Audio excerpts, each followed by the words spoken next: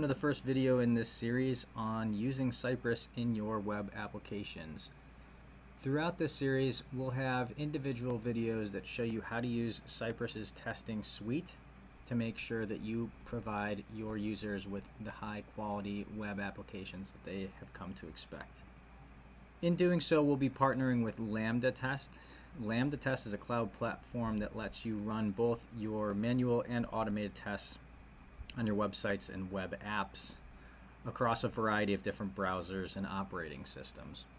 So rather than running your tests locally or relying on another series of servers, Lambda Test provides you with their cloud platform to utilize their resources to run your tests and show you a really cool dashboard of how your tests are performing, if there are any flaky tests, if things are passing, if things are failing, what things need to be tightened up, and those sorts of things.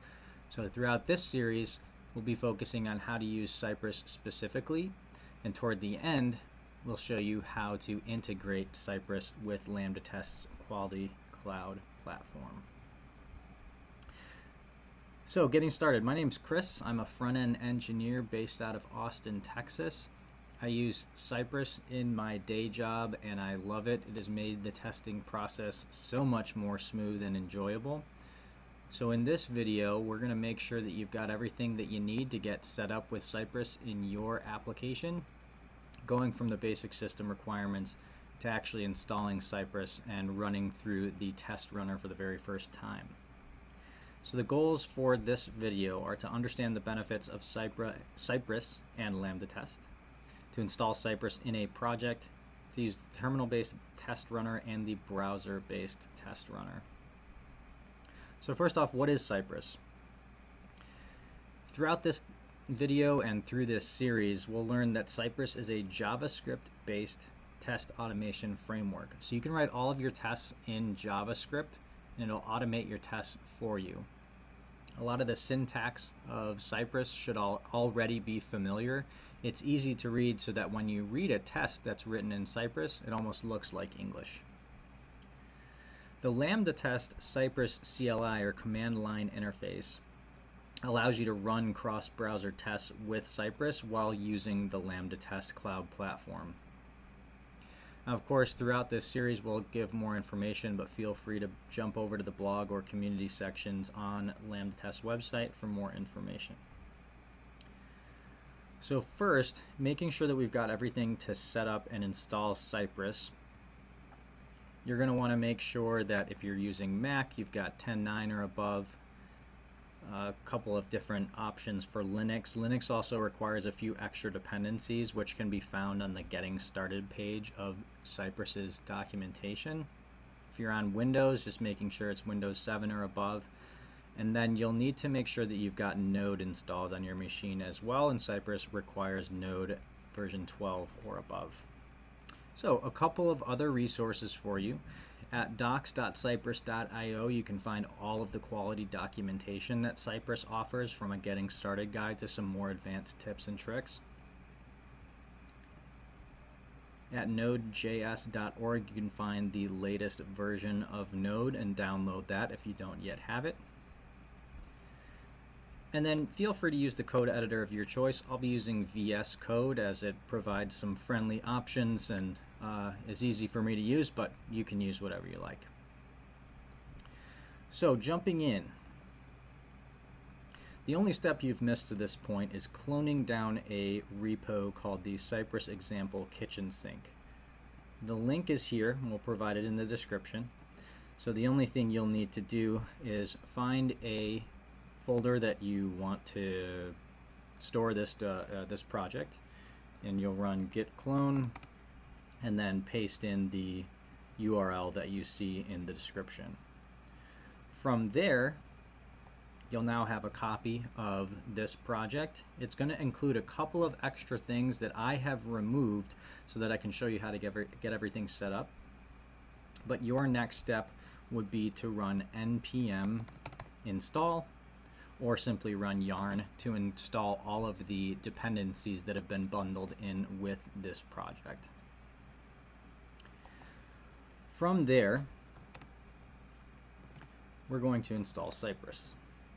So run npm install Cypress or yarn add Cypress. Either option is fine depending on your setup.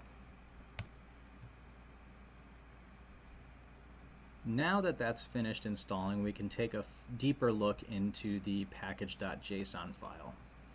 Here, the kitchen sink application comes bundled with a number of scripts, many of which have to do with specific Cypress commands. You'll also want to make sure that your dependencies array includes Cypress. It might be included already in your dev dependencies object here, just making sure that it has successfully installed. Now, I mentioned that I removed a couple of files and folders from this project. You might notice something down in this area called cypress.json, which will automatically be generated the first time that we run the browser-based test runner. And then you may also notice a directory up here called Cypress. That will also be automatically generated for us when we run the Cypress open command. So I'm going to clear out my terminal. Now, if you're on your own project and you're not using this kitchen sink, that's totally fine. These steps are still applicable, starting with the npm install Cypress step. So the first thing that we're going to do is run this cyOpen command, which is going to run Cypress open. And this will take us, well, it'll do a couple of things. Number one, it'll generate that cypress.json file. Number two, it'll generate this Cypress folder with our series of tests, as well as some other custom commands and configurations that we'll get into in later videos. And then it will open the browser-based test runner for us, which we will get into in a second. So from here, I'm going to run npm run cy::open. Now you may have noticed that could have taken a little bit more time than you'd expect. If this is your first time running Cypress locally, it might take a little bit more time since it's generating a couple of extra files for us and opening up this little window. So here you can see our series of integration tests. You'll also notice that this Cypress folder has been generated for us. Inside of here, the key directory that we're looking for is integration, which has a series of subdirectories, getting started, and advanced examples. All of these files ending in .spec.js are our tests that have been automatically generated as examples by Cypress. So you can see this describe statement. Before each of the tests, we're going to visit this URL, and then you describe each of the individual tests in the suite and do a couple of things which we will get to how to write in the next couple of videos. So if we take a look at this window that popped up, we can actually run our first test. So if we click on todo.spec.js, it's going to open up a browser for us. You can see it's opening Chrome 91 here, and there's our Chrome window opening up.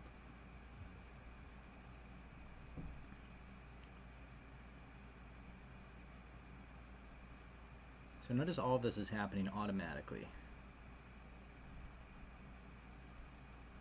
You can see little flashes of our application on the right side, and in just over 11 seconds, 6 tests have run and have passed. So what's happening here is we write our tests in Cypress. With the Cypress open command, we actually open up our application, and then we click through it just in the same way that a real-world user would do. This series of statements will correspond with the it statements. So it displays 2 to-do items by default, and then you can see our before each command that was written for us says to visit the URL here, and then this is our test body. So this kind of gives us a little breakdown of what was written and what happens in our test. So we can see we're looking for this to-do list item. We expected to have a length of 2, which it does. We wanted to grab our first list item. We expected it to have text pay electric bill, which you can see on the right hand side it does. And as I'm hovering over these things, you can see where the UI is in the test. So as the test progresses, the UI will change as if a user was actually interacting with this, which is pretty cool. So that was a brief overview of the browser-based test suite, and we'll get it way more in depth and show you how to actually write these tests, but this is just a high-level overview showing you the power and the functionality of Cypress's browser-based test runner. In addition to that, if we close this out, so you can see right here, our Cypress.json file was generated. Now it's just an empty object for now. You can add more configuration, which we will do in future videos. But now that this file has been generated for us, we can actually run a different test runner with this Cyrun command. So Cypress open was the one that would open up a browser. Cypress run is actually going to run it in the terminal for us. So we can do npm run Cyrun.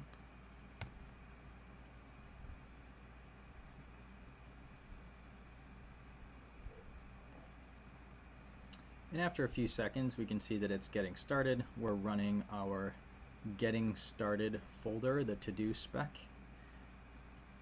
and it just runs it in the terminal. I'll try and expand this for us. There we go. And there we're getting our nice green check marks showing us that our tests are passing. And this is actually going to run through all of the tests for us in our terminal. So this getting started spec ran. You can see that this video is being generated for us. And what that'll do is it'll actually make an MP4 for us, and it shows you the path to that file. So if you wanted, say that you had a failing test and you wanted to watch what was happening in the browser, similar to what we did with Cypress open or the CyOpen command, you could actually go back and watch the recording of that video to see the robot user clicking around your site, and you could see specifically what went wrong. Oftentimes when I'm writing tests, I'll misspell something, I'll have a typo or something here and there, or sometimes a test will run and it does what it's supposed to do. It lets me know that something broke. By watching those videos, sometimes it's more helpful to see what interaction was happening, where the test failed, and how to fix it. So now you can see as well, we're running this two advanced examples, actions.spec. Now you can see we're running this two advanced examples, actions.spec. So we're getting into this second folder of our integration tests. And at the end of each spec file, it'll give you this breakdown of how many tests there were, how many were passing and failing, etc., how long it took, and then it'll make that nice video for you. From here, I'm going to go ahead and pause the video and let the test runner run through the remainder of the tests, and then we'll pick back up once those are all finished. Now that that's all finished running, we can see this nice table with a summary of all of the test files that we ran, the number of tests, how many were passing and failing. So some really good insights into all of our tests and how successful they were. So this was just a high-level overview of Cypress, getting us set up, running through the test runner, making sure that everything works. From here, we'll move forward into writing our own tests and some more advanced tips and tricks along the way, and again finishing up with how to utilize the Lambda Test Cloud platform to run your tests and get some really insightful data. Welcome back to video number 2 in the Cypress testing tutorial video series. In this video, we're going to be using the get and find commands, along with a few other little extras to write our first tests and see how to navigate around the DOM using Cypress. So by the end of this video, you'll have written your first Cypress test. You'll understand how to target different things on the screen using the get command, and we'll also talk about find and within. And then we'll differentiate between this Cypress get and find commands and find use cases for each. So we're back here in our kitchen sink application. And it'll be helpful to take a look at some of these, one of these example files just to kind of get some structure and see what's going on. So inside, we'll open up actions.spec.js, and we can see a couple of things. First, we wrap our entire series of tests with this context. And it's just basically a general description of what's happening in that given test file. So it takes a string as the first argument, where it's just the description, and then it takes a callback function, which will then run the rest of our tests. Secondly, you may notice this before each. Before each is a helpful tool that can, as the name implies, run certain commands before each of your tests. So rather than writing cy.visit, and in this case, this is just visiting a URL, rather than writing that at the beginning of each of your tests over and over, Cypress has developed a way to reuse commands with these before each, and we've got after each as well as another option. So once that's all taken care of, now we can write our individual tests, and these are typically written with these it statements. So similar to context, it'll take in a string, which is the description of like what's going on in that test, and then it'll take a callback function, which will then run your tests. So what we can do is inside of examples, I'm going to create a new file. And we'll say my first test.spec.js.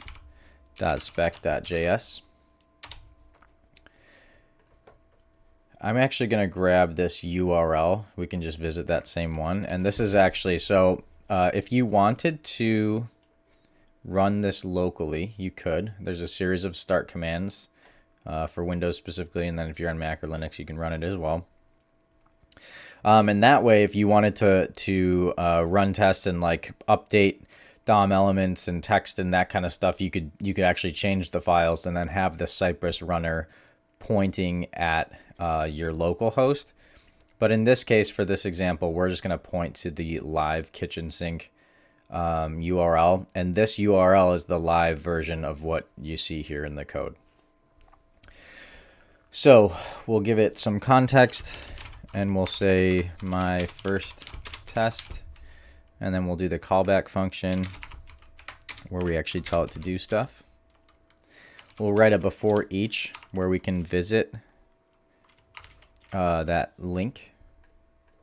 So before each just takes in this callback function, and we can say cy.visit and the URL. And so now we can actually write our first test, but before we do, we want to see kind of what we're working with. So if I grab this URL, I'll flip over to the kitchen sink app, and this is that URL. And so the nice thing about kitchen sink is not only does it give you an opportunity to practice, but the actual site, the actual project is a bunch of documentation that shows you how to do a lot of stuff. So what we want to do is we want to say like, okay, this page should have an H1 element. It should exist somewhere on the page. And so we can see one. We think that that's probably an H1, but to be sure, we can open up the inspector and we can see indeed that it is an H1 element. We can see some classes as well. Somewhere down here, there's IDs. So you're pretty typical HTML DOM here. So if we flip back, we're going to make sure that an actions H1 exists. So before each we're visiting, then we'll say it has an H1 on the page. So that's the string describing the test, and you can put in whatever you want for that string, just something that's relevant. And then we'll say cy.get H1 that should exist. So what's happening here? CY is kind of our base Cypress like instantiator, and then off of that we can provide a series of chained commands. And so the basic one is get. So get is going to find all elements that that match the given tag or class name or ID, etc. So in this case, if there was more than one H1, which there shouldn't be on a page, but if there were, it would actually get all of the H1s on the page. So what we're doing here is we're saying cy.get, so give me an H1, and it should exist. Now, notice that I'm just passing in H1. If I wanted to target a class like container, for example, I would just provide the dot syntax like you're doing in if you've used jQuery, this might look familiar, or CSS when you're writing your CSS, and then same thing with IDs with that hashtag. So since we're just targeting the H1, we don't need anything beforehand. We just need the element itself. And then we're going to run, you can double check in the package JSON for all of these scripts, but we're just going to be running cy open. So I can do npm run cy:\open. So now we've got our test suite here. And we don't want to run all of these. We just want to run that individual test file. So we can click on myfirsttest.spec.js.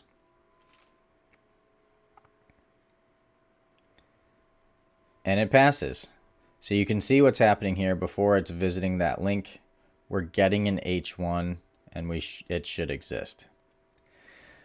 So when you use the get command, what it's doing is typically it's using the Cypress root element, and in most cases that's like the page level. So anything on the page from top to bottom is within the scope of the get command. So it's going to find any single H1. So we can take this a step further, and we can say it renders the correct H1 text, and let's actually get this one to fail on purpose. So we can say cy.get H1 should, and we can say contain text, and let's say Cypress. If we save that and flip back over,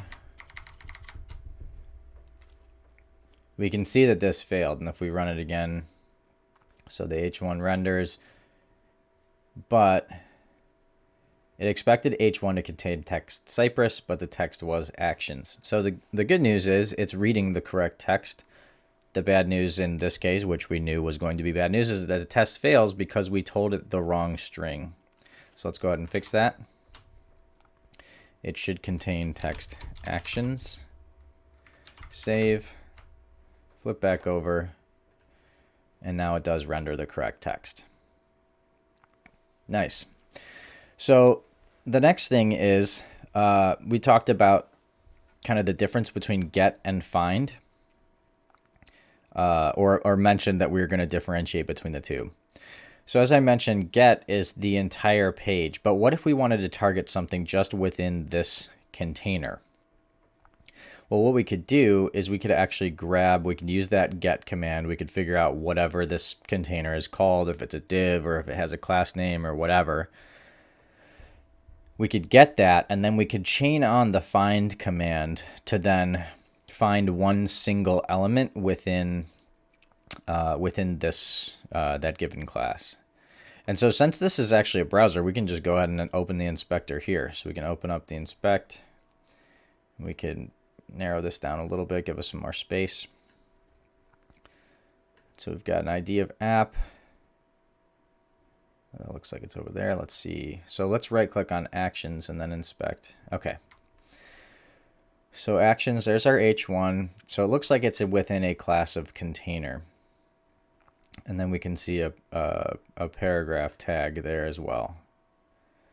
So what we can do is we can say like, okay, let's get this container class, and then let's make sure that there's some sort of paragraph text. Let's just make sure that a paragraph element exists on this page. Again, not a super in-depth test, but just a way to kind of show how this find command works. So the class is container. So we can say it renders a paragraph under the H1. And so now what we'll do is we'll do cy.get, and we'll pass in the class syntax with the dot at the beginning, so dot container. So now it's going to grab that container, and then we can say find, and we'll just have it look for a paragraph tag. So similar to get, but now we're within that scope of the container rather than the entire document. And then we can say like should exist.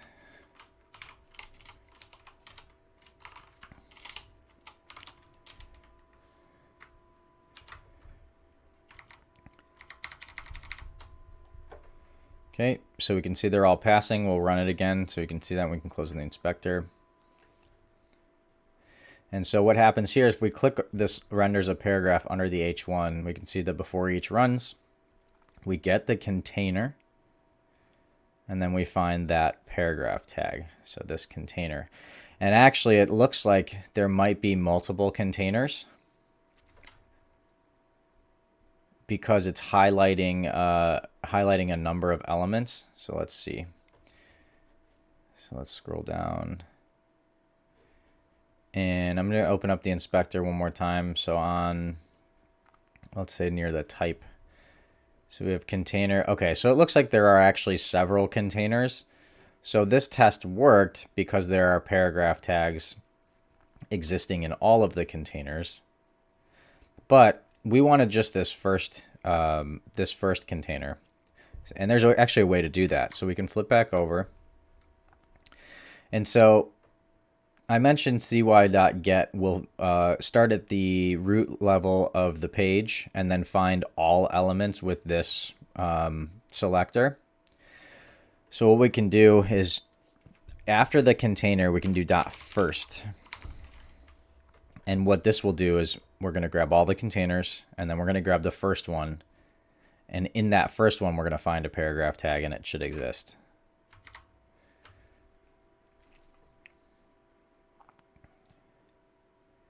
Okay, so let's take a look. So we got our container, the first one. Okay, so it looks like the first one is actually this nav bar. So let's try and target the second. So you might think like, okay, let's type in second. But that isn't showing up. We could do last, but that's not going to help us because there are a bunch of elements on the page. So what we can actually do, you can do first, you can do last, or you can do equals. And equals starts at 0. It's a 0 indexed helper that will help you target a specific element. So if we get all the containers and we want the second one, then we would do equal 1. So that's, remember, 0, 1. This would be the second element. And so now it passes. And if we take a look, we're getting all the containers. Now we're just getting that second one with an index of 1, and we're finding a paragraph tag, and it exists. So that's awesome. Now let's, presumably this, if these are all the containers, and that's the first one, or that, excuse me, that's the one with an index of 1, which is the second, we can take a look at this next container, and we can show the difference between find and within. So within this container here, if we right click on type, you can see there's an H4. We scroll up, so this is a container. There's some actions, there's a row. So we can do a couple of different things. So we can say it renders a section with the correct elements.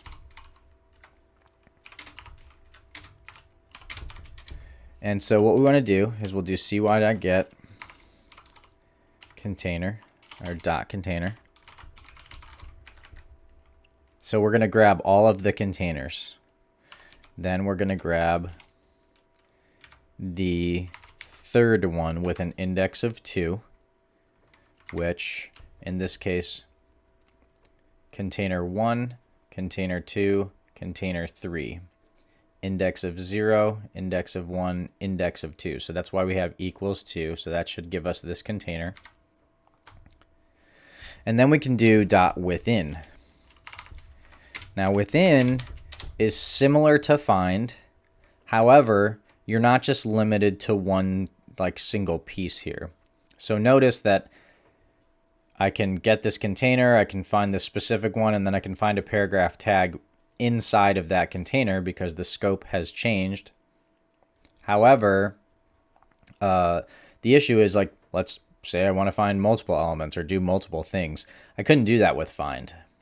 But within, I'm getting the container that's at index 2, and then I'm changing the scope so that I'm no longer targeting elements all across the screen. I'm only targeting elements within that specific container. So now we can do cy.get h4 that should exist, and I can do same thing. I can do cy.get paragraph that should exist. And so now if I flip over, you can see that that passed, and I'll just open this up. So we're visiting, we're getting the containers, all of them. Now we're getting it with the index of 2, and you can see that it highlighted the one that started with dot type. And now within that container, we're getting an h4, and we're getting a paragraph tag. So that's what we want, which is super helpful to prevent it from getting all of the different h4s and paragraph tags. So super helpful there, and super helpful series of commands to get you started with writing tests. So these are pretty simple. They're just kind of render-based tests just to make sure that things are showing up on the page. But we've seen a couple of different examples. So one, before each, which is not even targeting specific elements, just a nice helper method to save you from retyping the same command. We've seen the get command, which is going to start at the document root level and find all elements that match your element or your class or your ID. We've seen assertions, so if they should exist or they should contain text or things like that. We've seen the ability to change the scope with find so that you get a specific element, and then in that you can find a single element and do some tests on it. And then additionally, we've done the within command, the within chained command, where you can change the scope and run a series of tests within a certain element on the page. In the next video, what we're going to do is take a look at installing our first plugin. So the Cypress community has a wide array of plugins that can be helpful for certain use cases. And in this case, we're going to be using a plugin called Cypress Testing Library, which will kind of enhance some of the default locators that we already get out of the box with Cypress, and provide some useful functionality for writing more tests. All right, so in this video, we're going to take a look at the Cypress plugin ecosystem, as well as take a look at the Cypress.json file, which will allow us to do a little bit more customization, but specifically it'll help us with setting things like environment variables, which will help with some reusability and customization. So the goals for this video are to use your first Cypress plugin. We're going to be using a plugin called Cypress Testing Library. And by doing that, we'll help you understand the benefits of leveraging React Testing Library's commands. So what Cypress Testing Library does is it allows us to use the commands like find all and find by that React Testing Library offers. And so it'll help to kind of like augment the get and find commands that we learned about in the previous video. And then additionally, we'll utilize the Cypress JSON file to create environment variables specifically here, but it'll be kind of our first taste, our first look at that customization that we can do through the cypress.json file. Okay, so you can see here in my terminal that we're running a local version of this. So we're not using the live version. We're using localhost 8080. And so if you look in package.json, there's a couple of different start scripts. I'm on Windows, so I use the start CI Windows. If you're on Mac, start should work just fine for you. And then here's our test file. Remember, it's in our Cypress folder inside of the examples directory. And so now that we're caught up kind of where we're at, here it is, localhost 8080 running, and this is the same application that you saw live, but we've just got a local version of it running. And then here on Cypress's documentation section of their website, they've got this plugins directory. And inside, they've got all sorts of different plugins for doing different things that Cypress might not offer out of the box. And so what we're going to be looking at specifically here, and you can see there's a ton of them, is Cypress Testing library. And so this will allow us to add on to the get and find commands that we saw in the previous video. And so if we click into this and take a look at the documentation here, we can see the Cypress Testing library GitHub page, and it's got all the documentation that we need to get us up and running. But basically the cool thing is that you're able to now use all of the React testing libraries find by and find all by commands. And so if we click on this and go to this link, we'll be able to see in this API, we can do by test ID, for example. So get by test ID. So we would be able to do find by test ID here, find all by test ID, find by title, find all by title, by placeholder text. I think that's a cool one. So find by placeholder text, find all. So notice that each of these has a find by and a find all by. So similar to how, well, I guess a difference to point out would be that when we use the get command, that just defaulted to finding any elements that matched on the page. When you're expecting a single element to, for example, have a specific placeholder text, then you can do find by and it'll find that one. However, something to look out for is that if you have multiple, this will throw an error, and then that's when you would use find all by. So just some quick examples, but we'll dive into actually using this here in just a second. So let's take a look at the documentation and the installation section. So we're going to grab this npm script and then flip over to our terminal. I'm going to go ahead and Control-C out of this and clear it. And then I'm going to paste that in. Okay, so now that that is done, I'm going to run clear again. Package.json, just going to check to make sure that it's in here in our dev dependencies. And we can see testing library Cypress, so that's good. And then there's a couple of other things. So inside of our Cypress support commands.js file, we need to add this line. So let's copy it. And then let's go to support commands. So in Cypress support commands.js, we can now import that list of commands for us, and now we'll be able to use it. So let's just double check. So we imported it.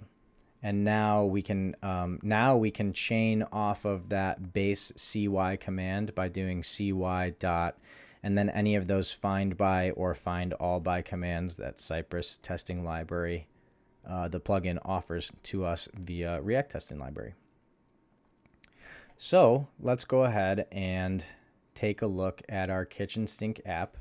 So we have our home page, and let's make sure that it's running again. So I'm just going to up arrow couple times to the npm run script, and now it's running again. I'm going to clean some stuff up here. So I'm going to close out package.json. And commands we don't need to open anymore either. And so now we're in this index.html file. So notice that all of this is just written in HTML. And so we've got our body here. And this is the home page that we were looking for before. So now what we can do is we can find specific elements, say, by text. So there's a piece of text here called cypress.io. So let's go ahead and write a simple test to just make sure that that exists. So let's copy this. I'm just highlighting it and copying. And then in my first test.spec.js, we can actually go ahead, since we've seen all these, we don't need to run through them a bunch of times. We can comment this out. And now beneath this, we can say it correctly renders the Cypress website link. And then similarly, we can have our callback function. And then we can say cy.find by text. And then we can have our string, cypress.io should exist. So I'm going to go ahead and open up a new terminal here.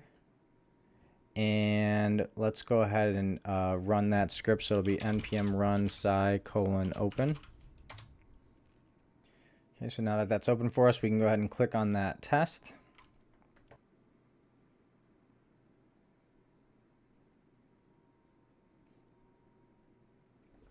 Okay, so this test passed, but there is one thing that I caught that I'm wondering if you did as well. The URL is that live URL, so one thing that we forgot to do was update this this URL here. So that's one use case for why we're going to be looking into the Cypress JSON file to help us not have to remember this piece. But we can see now find by text cypress.io, and that does exist. And if you click on this, you can see printed output to your console. If we inspect this and open up our console, we can see that the find by text command was what was entered. You can see there was one input, specifically something that satisfied the argument that was passed into find by text, and good information here for sure. So one thing that we can do now that we have this set up is we can set a base URL so that we don't have to remember which URL we need to visit each time. So you'll remember in our test at the top, we have cy.visit this, this base URL. And so what we can do now instead is we can open up our Cypress JSON. So I've got mine open already, but just showing you where it is in the root directory, cypress.json. And now what we can do is inside of this object, we can pass in some arguments. And so the first, what we want to do is set our base URL. So our base URL is going to be where, as the name implies, where all of our tests kind of start off running. So what we can do is we can set it to that localhost 8080. So let's go ahead and do http://localhost 8080 and hit save. And so now in the myfirsttest.spec.js, what we can do is we can do cy.visit and then just a slash. And it looks like I accidentally deleted the first apostrophe, but let's do a slash here. And now I hit save, and now let's open up that Cypress menu again, or the Cypress runner. And now if I click on that, you can see localhost 8080 is now automatically navigated to just by visiting this slash. So we can add on to this, which is going to be kind of nice. So let's say that we want to go to like the commands page. What we can do next is we can update our test. So we could do like before each, we could do cypress.visit/commands.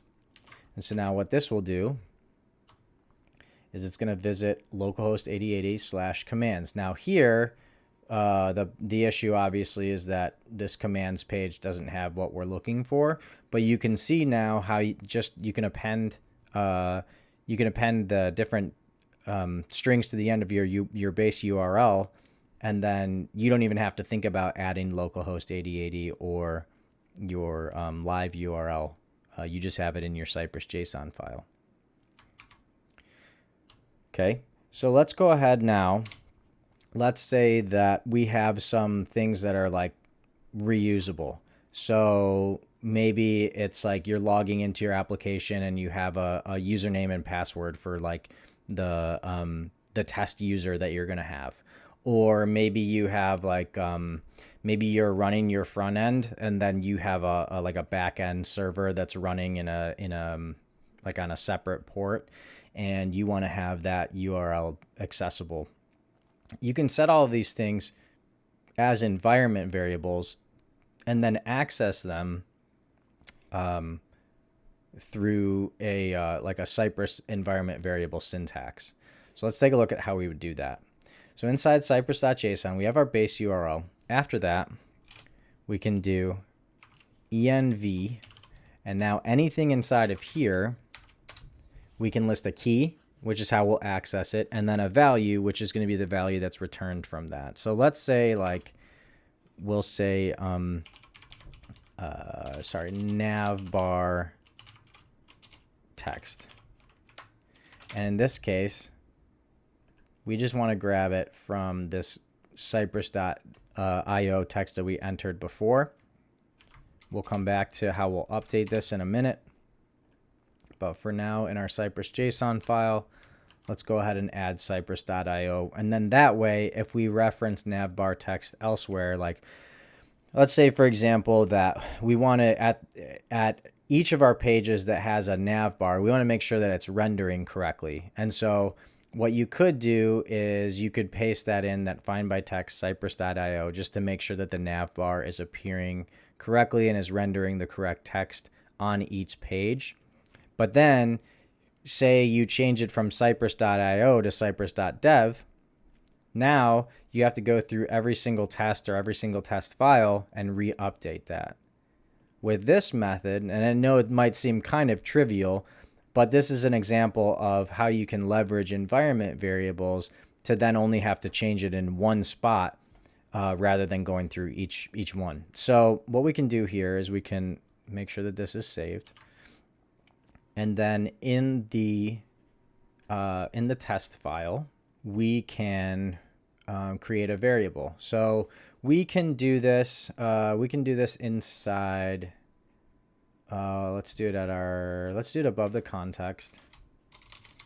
And oh, notice up here too, I have this at TypeScript no check. So VS Code was giving me some issues, so I just added a no check to disable the linter in this file. So if you're getting some odd red squigglies, then you can go ahead and implement that, and it'll hopefully solve it for you as well. So up here, what I'm going to do is I'm going to say const navbar text, and I'll do cypress.env. And then I want to take a look at the Cypress JSON file. So navbar text is what we called it here. So what we'll do in here is we'll do env, and then inside of quotes, we'll do navbar text so that it matches the Cypress JSON key here. And so now we have access to navbar text in this variable, which we can copy, and then find by text we can paste in this variable.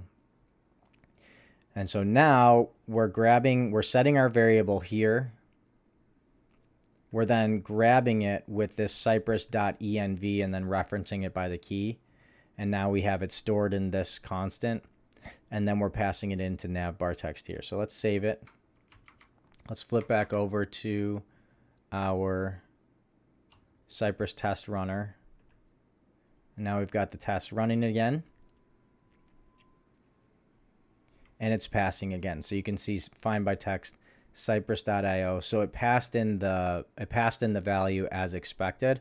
But this way, again, now if we're on the home page, but say we wanted to make sure that Cypress IO rendered on the commands page and the utilities page and the Cypress API page, by setting it in the Cypress JSON as an environment variable, now we have that reusable piece of information that we only have to change once if we end up changing this piece of our nav bar.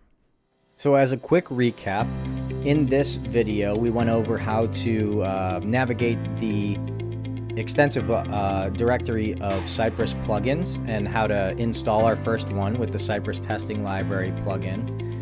We also saw how to leverage the Cypress JSON file to set our base URL so that we don't have to remember to type out the entire thing every time, as well as setting some environment variables so that we have access to certain reusable values that we plan on using over and over again. So in the next video, what we're going to do is take a look at sort of the foundational aspects of Cypress in terms of how it's built on JavaScript. So Cypress is built in a particular way where things are kind of queued up and work in an asynchronous nature. And so that can throw some little hiccups in things when you're writing tests. And so we're going to take a look at the asynchronous nature of Cypress and some gotchas to look out for along the way. So let's talk about asynchronous Cypress. So you may have heard the term asynchronous before in programming, and basically, to give you an analogy, it'd be like doing your laundry. So for me, when I do my laundry, I put it in and I know that that machine is going to make a noise when it's done. So you can think about that as like a promise. The machine promises to make a noise to say, hey, your laundry's done. And so the benefit of that is that I can put in my laundry and I can go do other stuff knowing that the machine is going to tell me that it's done eventually. And so promises in JavaScript and in programming work similarly, and asynchronous programming works similarly, where you might try to fetch some data from an API and say like, okay, I want this list of movies or whatever. And so that will return a promise saying like, hey, yes, you're going to get this data at some point. Like, go ahead, do your thing. Go ahead and continue running your program, and when I'm done fetching your data, I'll let you know. So asynchronous programming allows other things, other processes to run while that task is being fulfilled. And so it can either be fulfilled or rejected. There can be error states and success states, but kind of a high level analogy there. So for Cypress, it's important to understand that Cypress runs asynchronously as well, while also running synchronously. So we're going to go over a couple of examples to better illustrate this point. But the goals for today are to compare synchronous and asynchronous programming, which we kind of just did, and then understand how each plays a role in writing Cypress tests. So we'll go over some examples, we'll write some tests, and we'll see how Cypress performs both synchronously and asynchronously. Okay, so we've got our project pulled up, and I've just got it running here locally on port 8080. And we can go ahead into our first test.spec file. And so we've commented out a few things, and what we're going to do is we're going to actually take a look at this actions page. So we can see that the URL is /command/actions. And as a reminder from our last video, in our cypress.json file, we set our base URL to localhost 8080. So that'll automatically send us to that as our kind of our default. So in my first test, we can actually go ahead and comment out this before each. And by all means, feel free to create a new test file. I'm just going to keep it in here just to keep it all in one place, kind of as notes. But if you want to make a new file, feel free. And then we can comment out this last one. It correctly renders the right link. And so let's take a look at the page. And we can see up here there is a text field with a placeholder text of email. So we're going to use that plugin that we looked at last time, that Cypress Testing library.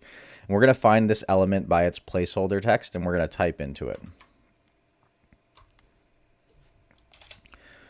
So we can say it types into an email field.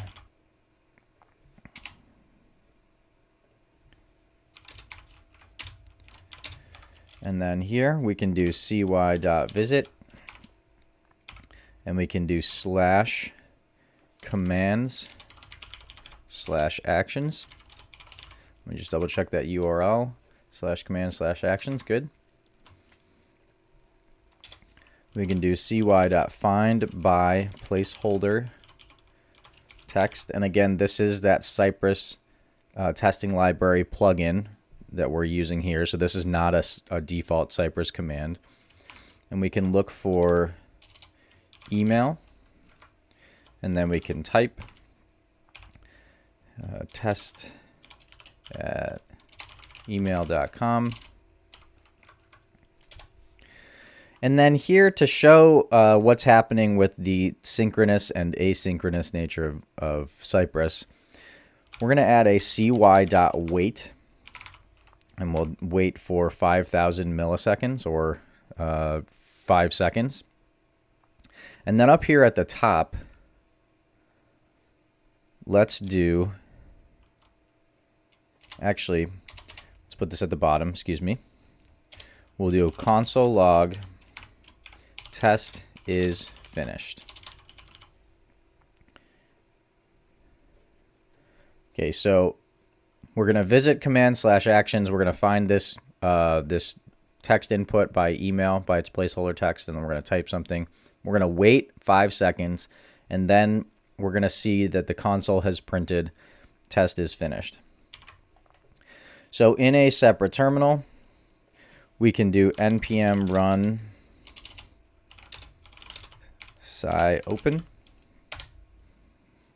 and we can run our test spec here.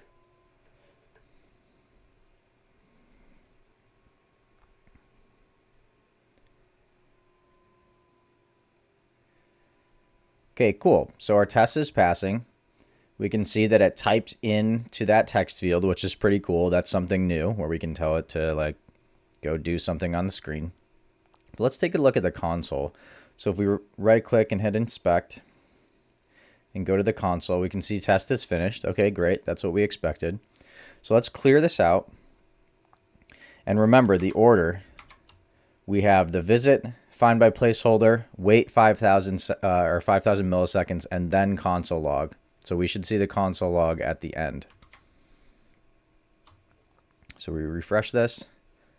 Test is finished, but the test is still running, waiting 5,000.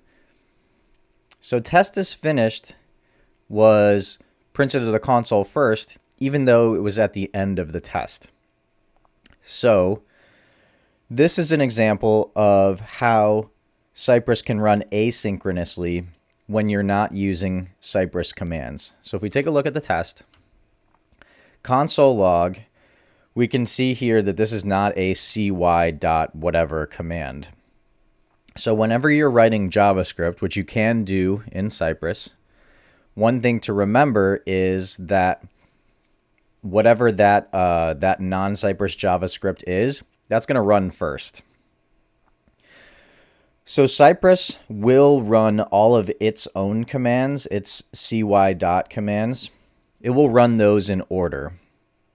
So you can kind of think of these as little kind of mini promises or chains of promises, where it's putting all of these in a queue. So it'll do a cy.visit.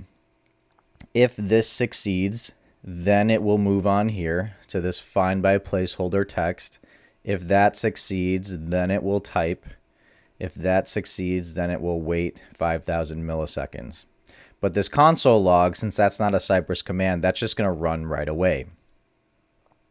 So behind the scenes, what's happening is Cypress has this setup where essentially it will put all of these commands in a queue. And so you might think like, well, all it's doing is visiting and then finding.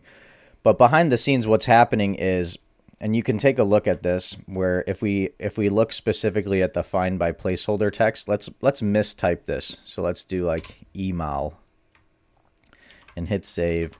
And then if we go back to our test runner and refresh this, you can see this bar here where it's trying to find by placeholder text email. And so Cypress has a default timeout where for its actions, I believe it's, 4 seconds, and there are ways of updating this in that cypress.json file. It's going to, so it visits the command's actions. That one succeeded, so that one was fine.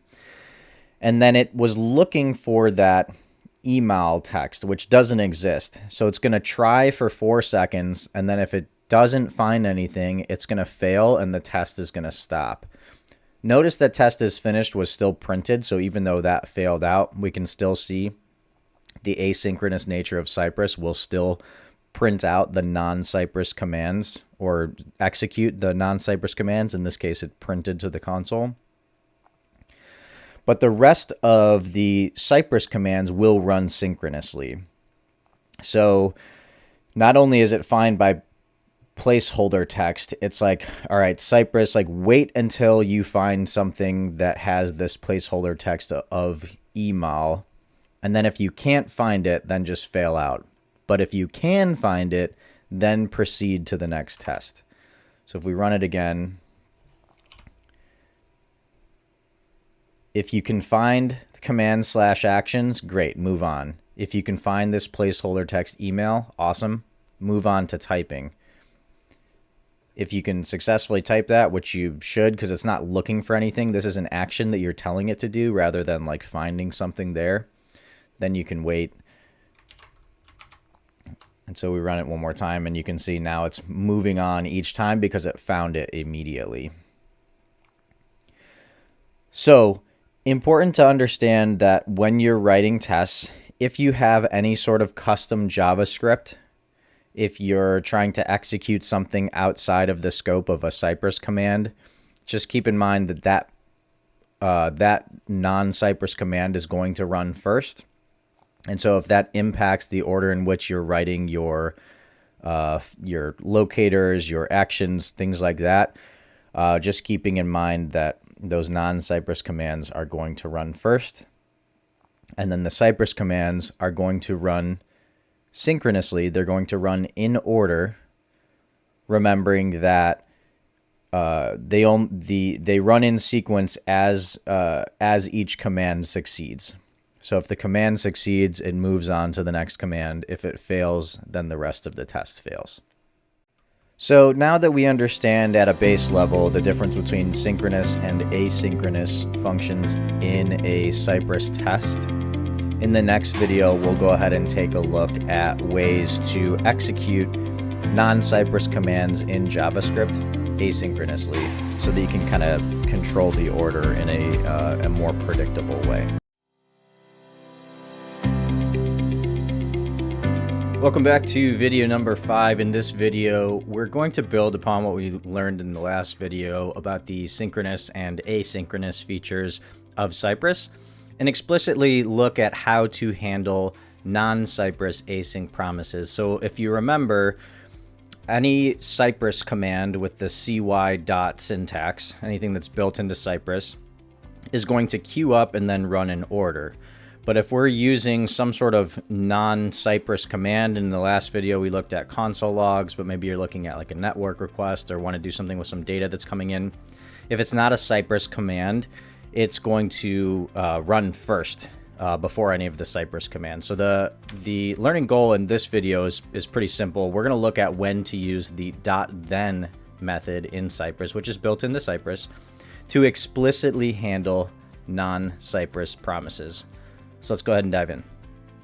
Okay, so a quick refresher on our last video. We saw that any of these CY commands are going to run in order. They'll run sequentially, but then this console log, since it's not a Cypress specific command, it's going to skip the line and run first. And so one thing that we can do is if you're trying to run a console log sequentially, you can use this cy.log, and that'll actually print to the little Cypress command runner window, or excuse me, test runner window.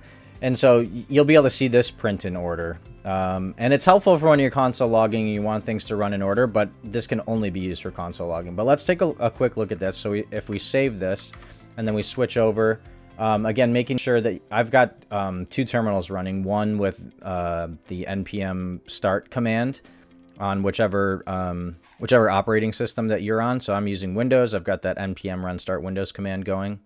And then in the second terminal, I've got the cy open command running, which pops this open. So if I open up the test and I inspect the console, we can see test is finished, is already printed here. We wait the 5,000 seconds. And now we have the cy log, Cypress log used. So that's helpful, but again, can only be used for logging information. There's not really, like, you can't go ahead and then like grab that information and then store it in a variable or like take a subsequent action after you have that information. You're just using it for logging. So Cypress does allow you to use the .then syntax, which will allow you to run a Cypress command, and then when that command successfully executes, it can run another command, even if it's not a Cypress command. So let's take a look at what this looks like. So if we pop back over here, what we can do instead of this console log and this, we can get rid of the cy log. And then I'm actually going to cut this console log. Actually, I'm going to cut the whole ESLint disable piece as well.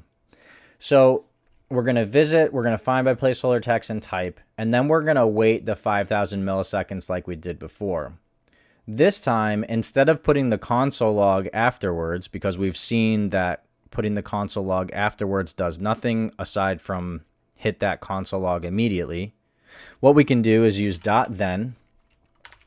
And this is just like if you've used .then in any other project, it'll operate similarly where you have the callback function. And then inside of it, we can run whatever command we want. So in this case, it's a console log.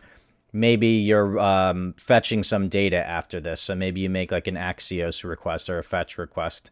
So we'll visit, we'll find by placeholder text, we'll wait, and then we should see the test is finished at the end rather than immediately hitting.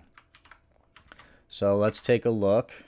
I'm going to stop this, run it, open up my console.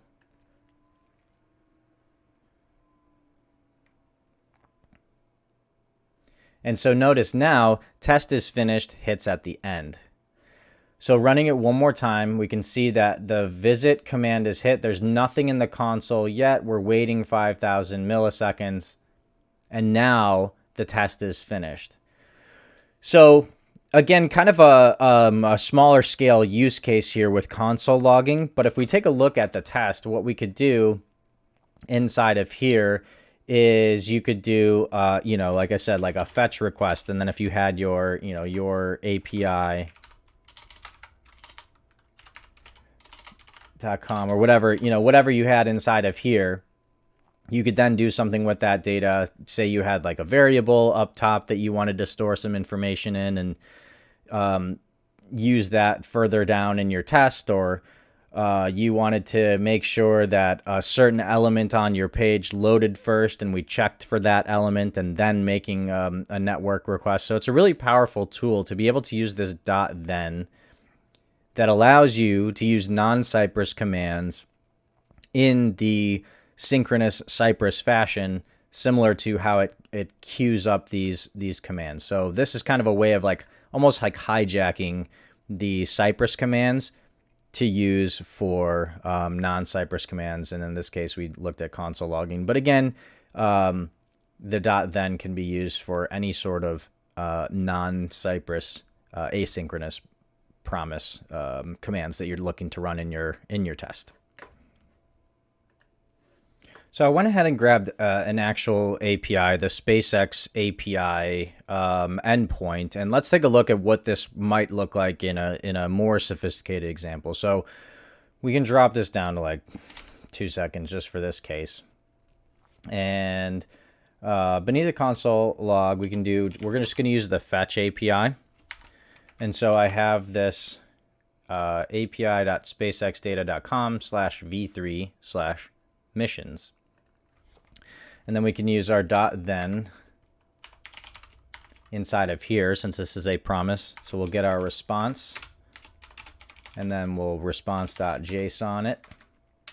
And then after that, we'll grab the data, and we'll, I'm going to grab this ESLint disable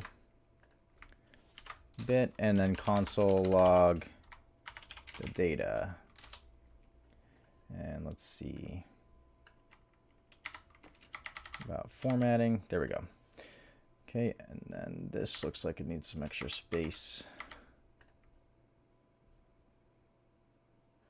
Console with an E. Cool. All right, so we're just using a basic fetch here to request some data, and then we're gonna console log that data. But this is to show you kind of inside of this .then. Now inside of here, we can get rid of this test is finished one. Now inside of here, we're using a non-Cypress asynchronous promise. Where we're fetching some data, and so we don't see any CY inside of here. We're just console logging some data down here after we've fetched it, converted it to JSON, or converted from JSON, and then console log that data. So let's take a look at what this looks like. So I'm gonna restart the test. Console was cleared. We're waiting 2,000 seconds, and now inside of our console, we have our SpaceX data. So the cool thing about that is then if I wanted to grab, like, again, the first item in that array, I could check the mission name and make sure that it's fetching correctly, or I could check that that the array here has a given length. Maybe I'm expecting 10. Maybe I'm expecting that it should have some length greater than 0. So really, really cool opportunity to kind of, again, hijack that series of Cypress synchronous commands by using the .then. This .then unlocks the ability to then continue using promises, because if we put this fetch on the outside, like we saw in the last video, that would just run first. There might be some other commands that we need to run first. So we might need to visit a certain page. We might need to type something. We might need to click on a button. And we want all those things to run first before we then, you know, make our fetch here, make our get request, whatever it may be. So recapping, we saw in the previous video that Cypress is going to run in order, but any non-Cypress commands are going to run first. So in this video, we're taking advantage of .then off of Cypress commands. So remember that there does need to be a Cypress command initially. But if we add .then, we can then utilize non-Cypress commands like fetching data to then run sequentially as we'd expect. So in the next video, we're going to build upon this idea by building out some more assertions. So we'll actually be able to test that an array should have a certain length, that a text should have a certain value, that a button should exist or should not exist. Things like that that'll actually get a little bit more in depth into writing some more tests.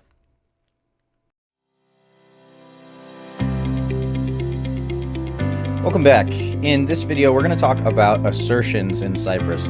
So just ways of checking that things are appearing the way that they should appear or behaving the way that they are expected to behave. So the learning goals for this video are to identify and use common Cypress assertions, And then also understanding when assertions happen by default. So like we've seen in previous topics, Cypress handles a lot of things kind of behind the scenes by default.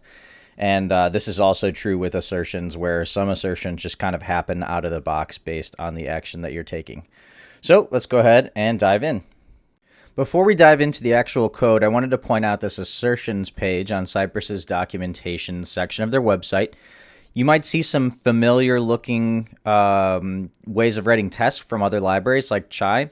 All of this stuff is built in to Cypress, which is super helpful if you're familiar with these other testing libraries. You'll see some familiar looking syntax, as well as a list of common assertions and use cases for those assertions, how to write negative assertions. So lots of really good examples here, and I encourage you to take a look at this documentation page whenever you get a chance. So diving into our code, we have our last test that we wrote. We can go ahead and comment this out. And we are once again going to use the actions page. So we can take a look at this navigation menu, and we can see here that on the actions page, we want the class of active to be applied to this actions link. And presumably the purpose for that is to show you that you are on the actions page, and maybe it'll be a different color or be bold or something like that. So what we'll do is we'll grab this drop-down menu unordered list, and I'm just going to go ahead and copy this.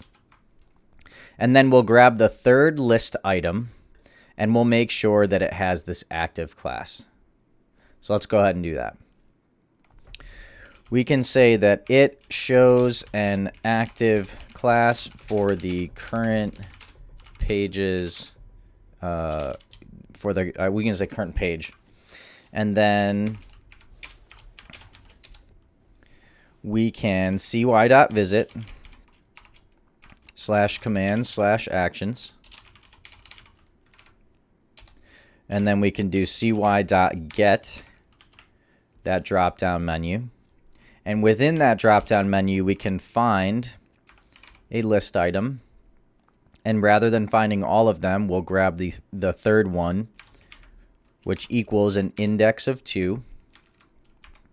And we can say should have dot class active. So we're grabbing that drop-down menu, unordered list. We're finding a list item with an index of 2, and we're asserting that it has a class of active. Remember, I've got this project running locally. I've run the cy open command, and now we can run our test in the window. And it looks like we wrote this incorrectly, so let's take a look. Drop-down menu, I forgot to put the period to indicate that this is a class. So let's go ahead and fix that real quick.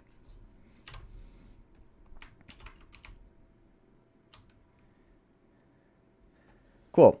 So we visited it. We found that that unordered list with a class of drop-down menu. We found our list items that in this case equaled an index of 2, and we expected list item.active to have class active, which it does. We can also write negative assertions. So presumably, if we have one list item that shows the active class on the active page, all of the other links should not have that active class. So let's take a look at how we write that. So we can write another test that says it should not have an active class on inactive pages. So we'll cy.visit /command/actions. We will get our drop-down menu. We'll find we'll say the first list item. Really, any other list item would be fine aside from that third one. And we'll say dot should not have class of active. So now if we flip back over to our test runner, we can restart it. Should not have an active class. Perfect. We can also chain on commands, so we can make multiple assertions. So let's take a look at what that would look like. So if we have our cy.get, we can chain onto this. So we found our list item first should, and then we can add on a .find, and within that we can find our anchor tag, and we can say something like should have attribute href, and then it should have a link, and we can take a look. Command/querying. So this is that first one. We want to make sure that it has command/querying.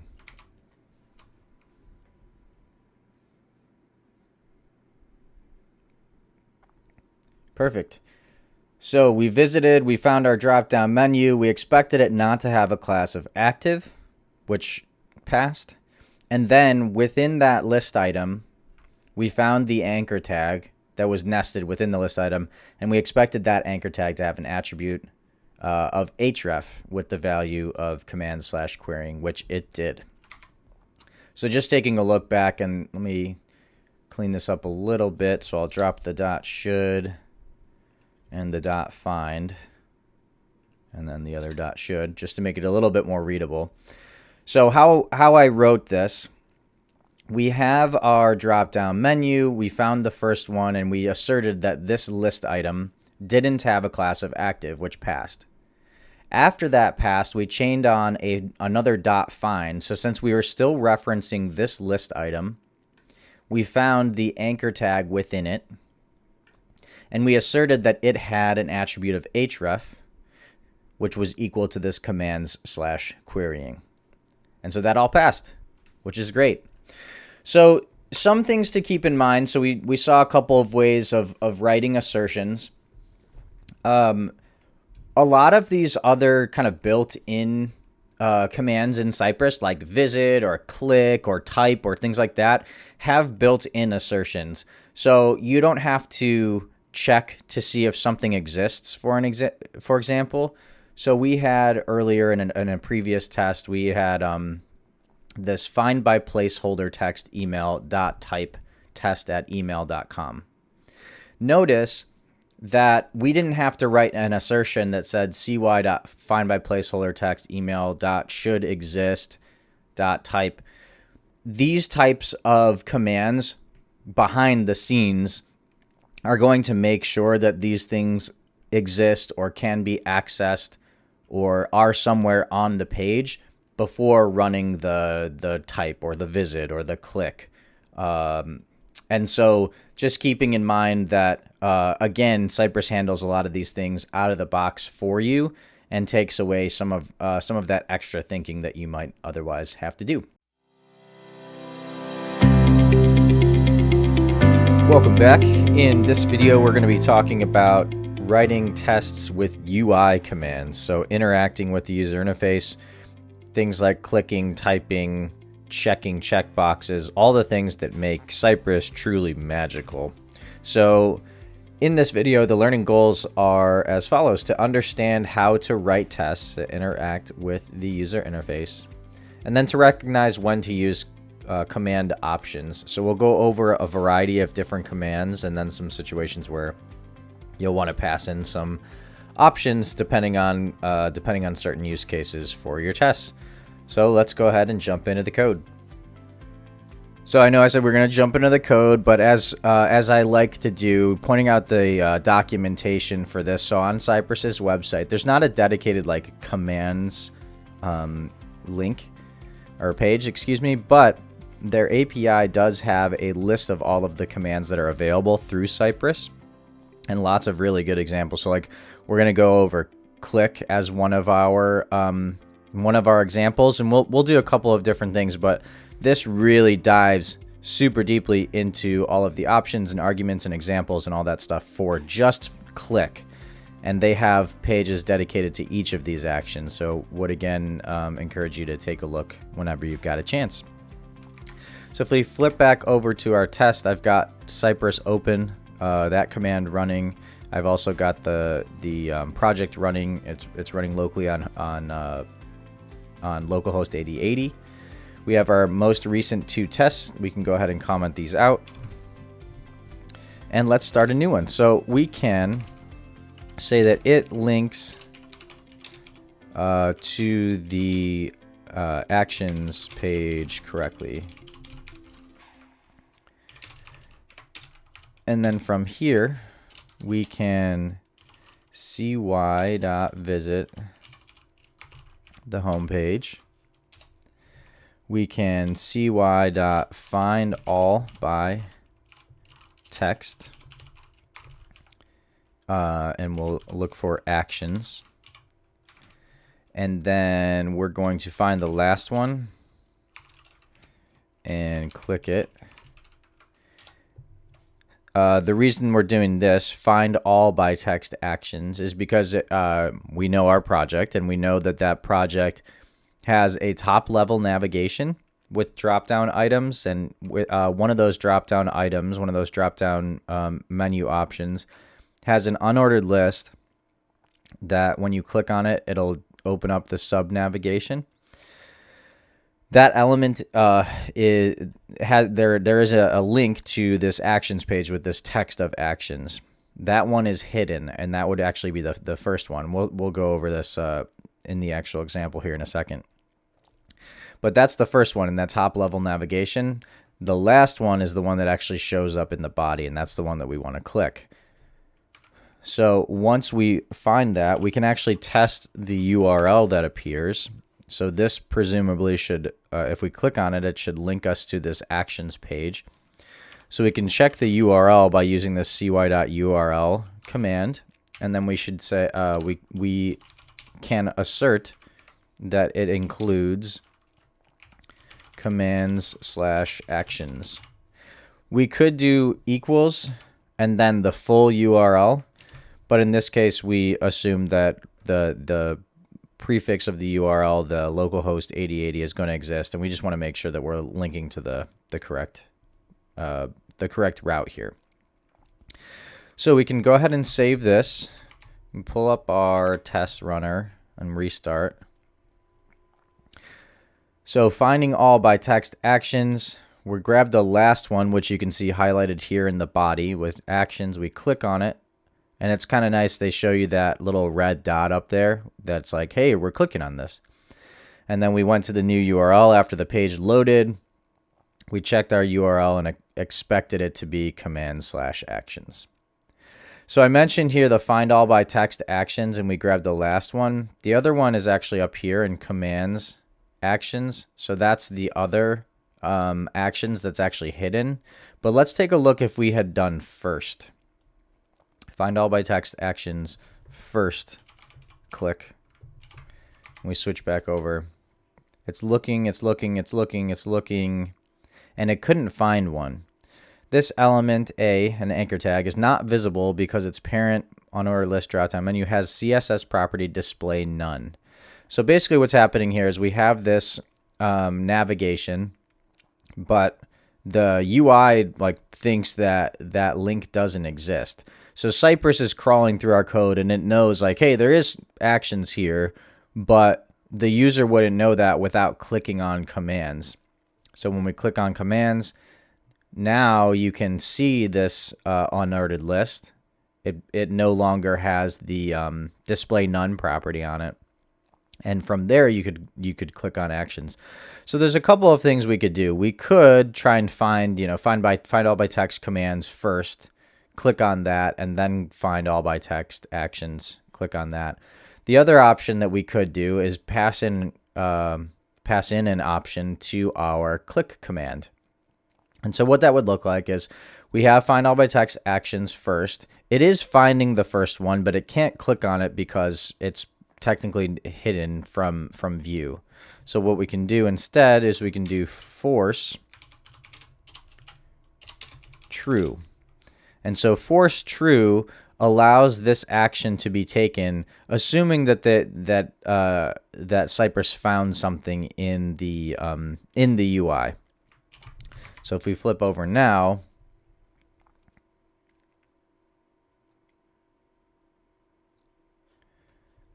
oh, I put force true in first instead of click. My mistake. So force inside of click.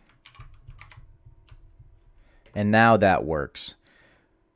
So we found the first one and we clicked it. So you'll notice that it's not even showing up in the UI. But it finds the first one. And if you were to click on this first and inspect in the console, you can see that there's 2 anchor tags that are showing up, and we're grabbing that first one. And this is what it yielded. There's one element. So again, it's nice of Cypress to provide this level of detail and insight into your different elements. So that's one option there. And as I mentioned, we could have written a longer test, but in this case, it's more concise to just do force true.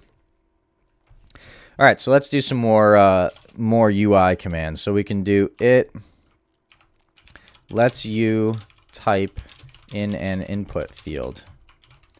We've seen an example of this before, but let's go over another one. So we can do cy.visit /commands/actions. We'll do cy.find by placeholder text. And again, this is only going to work, this find by placeholder text and find all by text, if you have the Cypress Testing library plugin installed. So if you haven't watched that video, go ahead and take a look. It's posted, and we'll walk you through how to set up that specific plugin for this project. So find by placeholder text, we're looking for one with the placeholder text of email. And then we'll type in there, we'll say test. And to assert something, we can chain on .should have value test. So let's refresh this. So it lets you type in an input field. We went to commands actions. We found by placeholder text email, which you can see highlighted in the top right there. We typed out test, and then we expected it to have the value of test, which it did.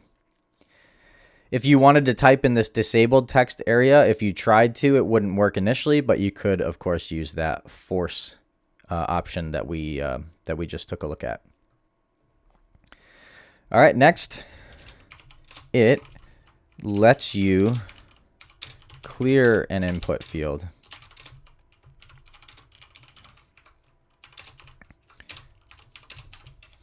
So you can manually clear out your input fields with this clear command. So we'll go ahead and visit that same page. We'll copy this. We'll do cy.find by label text. We'll do describe with a colon. We're going to do type test description.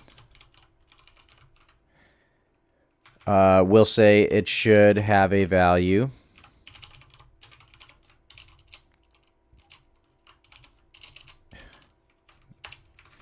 of test description, and we can copy this just to make sure that we didn't do a typo. You can, of course, put these in variables if you want to be extra safe.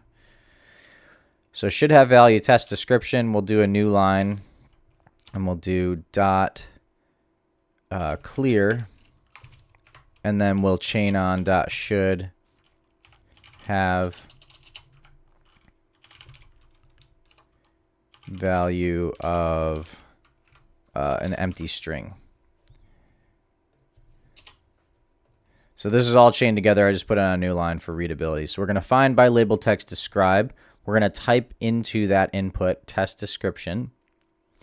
And then we're going to check to see if it has the value of test description. Then we're going to use this clear command. So we'll chain that on to the same line, and we'll make sure that it has a value of an empty string.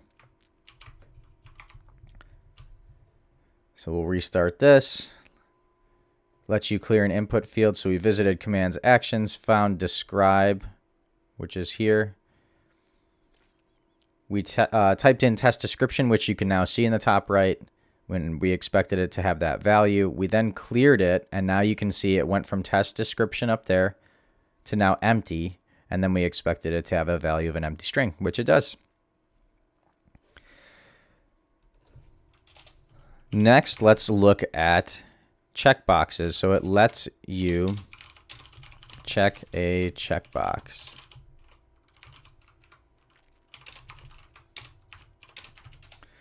So we'll visit our commands actions, and then we'll cy.get. So this we're going to use just the regular get. And if we look in actions, so here's our checkbox section. We can see that it has a class of action checkboxes, and there's an input type of checkbox. So we'll use that information to grab the checkbox that we want. So we'll cy.get .action checkboxes, where the type equals checkbox.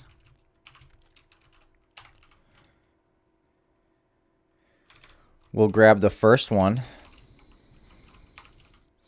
and we'll check it, and then we'll say that it should be checked. So this is the equivalent of the have value. We've got it built in where it should be checked or not. So taking a look at this one that just ran, so it lets you check a checkbox. We visited, we got the actions checkboxes, and you can see all three of those checkboxes are highlighted in the top right. Then we grabbed the first one, which you can see highlighted in blue. We checked it, so it shows you that little red dot where it's actually clicking it, and then we expected the input to be checked, which is true. So if we did the second one, where we the index equals 1, so this is our second item, you might notice that it was disabled, and so we run into that same issue. So what we can do here is we can once again pass in that force true.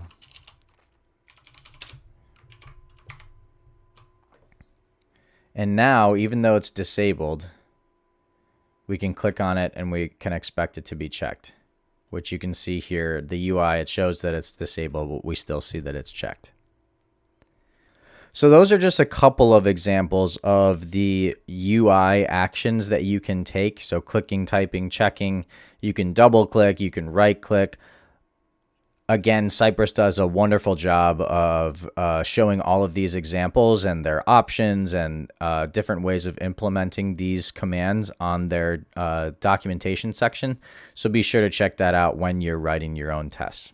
In the next video, we'll build even further upon this by taking a look at some similarities and differences between Cypress and jQuery.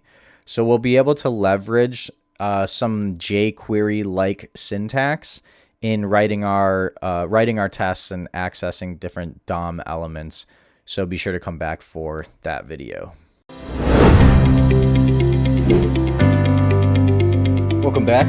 In this video, we're going to be talking about Cypress hooks. So Cypress offers 4 useful methods for running things either before or after individual tests have run or the groups of tests have run. So let's go ahead and take a look at our goals for today. So we're going to be looking at how to understand how hooks can minimize some boilerplate by just writing a repeatable series of code snippets, and then using the 4 common Cypress hooks in a test suite. So we'll look at before, which is the hook that runs one time before all of your tests have started. Before each runs before each individual test. So it's going to run however many tests you have, it's going to run that many times, whereas before only runs one time and then that's it. After will run one time after all of the tests are finished up. It again will only run once. And then after each, similar to before each, is going to run one time after each individual test. So again, with the each, however many tests you have in your suite, that before each or after each is going to run that number of times, whereas just before or after, those hooks will only run once. And then a quick note on the order that Cypress runs these hooks. So the order is before will run one time before any of your tests run. Any before each hooks will run before your tests start. Your tests are going to run. Then any after each hooks are going to run. And then finally after is going to run one time after all of your tests and after each hooks have run. So that's a lot of setup. Let's go ahead and take a look at what this looks like in practice. Okay, so we have our project running locally, and then the Cypress open script is also in a separate terminal. So like we've normally been doing, we've got a couple tests here at the bottom. So let's go ahead and comment these out.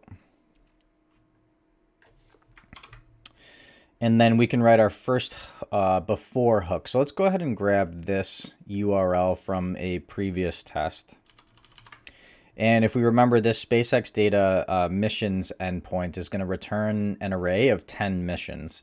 So before any of our tests run, we can just check to make sure that our API is working and that it's returning a list of 10 missions. So we can see we had a before earlier in the series. Let's go ahead and get rid of that for now. We'll come back to it. And we can say before,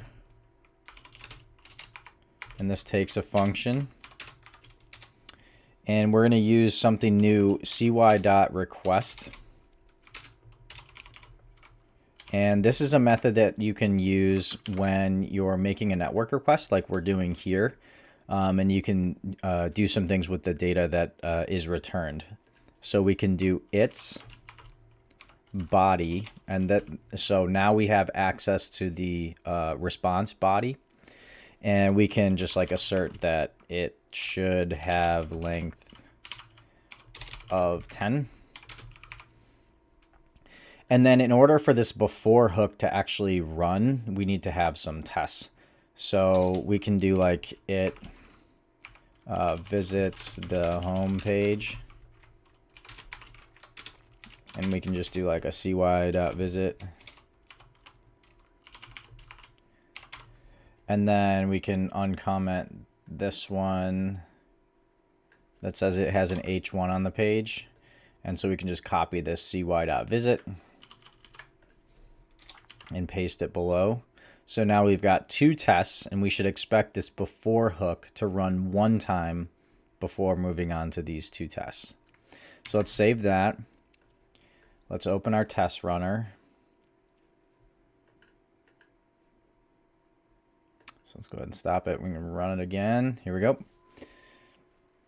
Okay, so visits the home page and has an H1 on the page. If we open this up, the first test, we can see this before all that does not appear in the second individual test. So before, the before hook, which is labeled before all here, presumably just to make it a little bit more clear in the test runner UI, saying before all of the tests run, we're going to run this request to the SpaceX API. We grab its body, and then we asserted that it would have a length of 10, which it did. So that passed. And then it just visited the home page and then moved on to the next test that we wrote earlier. Something cool just kind of as an aside, so not necessarily related to hooks, but if we click on the its body and then open up the console, it prints out the contents of that body, so we can see that it yielded this array. We've got the subject, which is an object, and we can see, so basically what this is saying, this subject is the request itself. So this is all of the stuff that you have access to off of that cy.request method. And then here's what the response of the body actually yielded, which is the array of 10 missions. So that's pretty cool, and you can do some cool stuff with that, storing data to variables, testing those variables, or using those bits of information for further tests and things like that. But that's just a quick aside about the cy.request method. So you'll notice in our test, we actually wrote this cy.visit the home page twice. But what we can do instead is we can utilize the before each hook to get rid of that boilerplate. So we can cy.visit the home page. So we can copy that. Let's get rid of this home page visit here, and let's see. Okay, so rendering the correct H1 text. We can take a look. We should see kitchen sink, presumably. That's our H1. So we want to just check and make sure that kitchen sink is showing up. So an H1 exists, rendering the correct H1 text. We can just reuse this test from earlier, and it should contain the text kitchen sink. And so now we don't have to write cy.visit here and in this test as well. So before each hook was implemented, we would have had to cy.visit the home page before writing the rest of our test. But now, because of this before each hook, we can actually get rid of the cy.visit, and now we don't have to think about that anymore. So if we save it and we rerun our tests, now we can see that before all was there. So we're still doing the request, cy.request. You can see before each, we're visiting the home page, and then here's our test body where we're getting the H1 and just expecting it to exist. And now in the renders the correct H1 text, we can see that before each is also listed. The before all is only listed once. So we're running the cy.visit before each test and then running our H1 finder to just check that kitchen sink is the text that's showing up in the H1. So similar to that, we can do an after each, and we can just write something like, for this example, we can just cy.log after each hook is here. And we can go ahead and save this, rerun our tests. We can see our before all runs once, our before each hook is here, our test body, and then after each we're logging it. And we can see that after each down here as well. And then finally, one more example, we can just do our after. And we can say cy.log the final after hook runs once. And I think I'm getting a linting error just because of these double quotes. Okay, so saving that. And now if we look in our test runner and open up both of our tests, we can see the before all runs once, before each is visiting. Our after each shows up in the first test, but we don't have the after all because we're, remember, the after all is going to run after all of our tests are done. So now once again, we have our before each. We run our test body. We hit our after each hook. And then after all of the tests are done, we see once the final after hook runs once. So those are some useful methods to use during your test to reduce boilerplate and to be able to run tasks at different points in your test suite without explicitly running them. It is recommended by Cypress that you're running these within your context or describe blocks. So you could write them at the root level outside of your context or describe statements, like up here. But Cypress recommends against doing that because it may have some unintended side effects, and may be hard to keep track of the various hooks that are running between different test suites. So that's it for this video. In the next video, we're going to take a look at how to use a piece of Cypress called Fixtures, which is going to allow us to kind of mock up some data and be able to use that locally in our test suite so that we can test for, we'll have a consistent foundation to test against in terms of data. In this video, we're going to talk about setting up fixtures, and fixtures are a way of setting up some local data that can be used for a variety of things. In this video, we're going to look at understanding how to set up and import those fixtures or those bits of hard-coded data that we can use. And then we're going to actually write a test that uses stub data or this kind of hard-coded set of fixtures to kind of mock out a network request so that we'll have a set of reliable data. So let's go ahead and dive in. So we have our test runner running, we've got our application running locally, and we're in our myfirsttest.spec.js. So first of all, whenever you initially make your Cypress initial setup, Cypress bundles this fixtures folder, and inside of it, they've got an example.json file. Now you can use this, which we're going to in this video. You can add more JSON files as well. And the default path to finding and accessing these fixtures, which we'll talk about in a minute when we actually set this up, is Cypress/fixtures. So if we look in here, this is just a simple JSON file with a name, email, and body, and we're going to be using this in our test.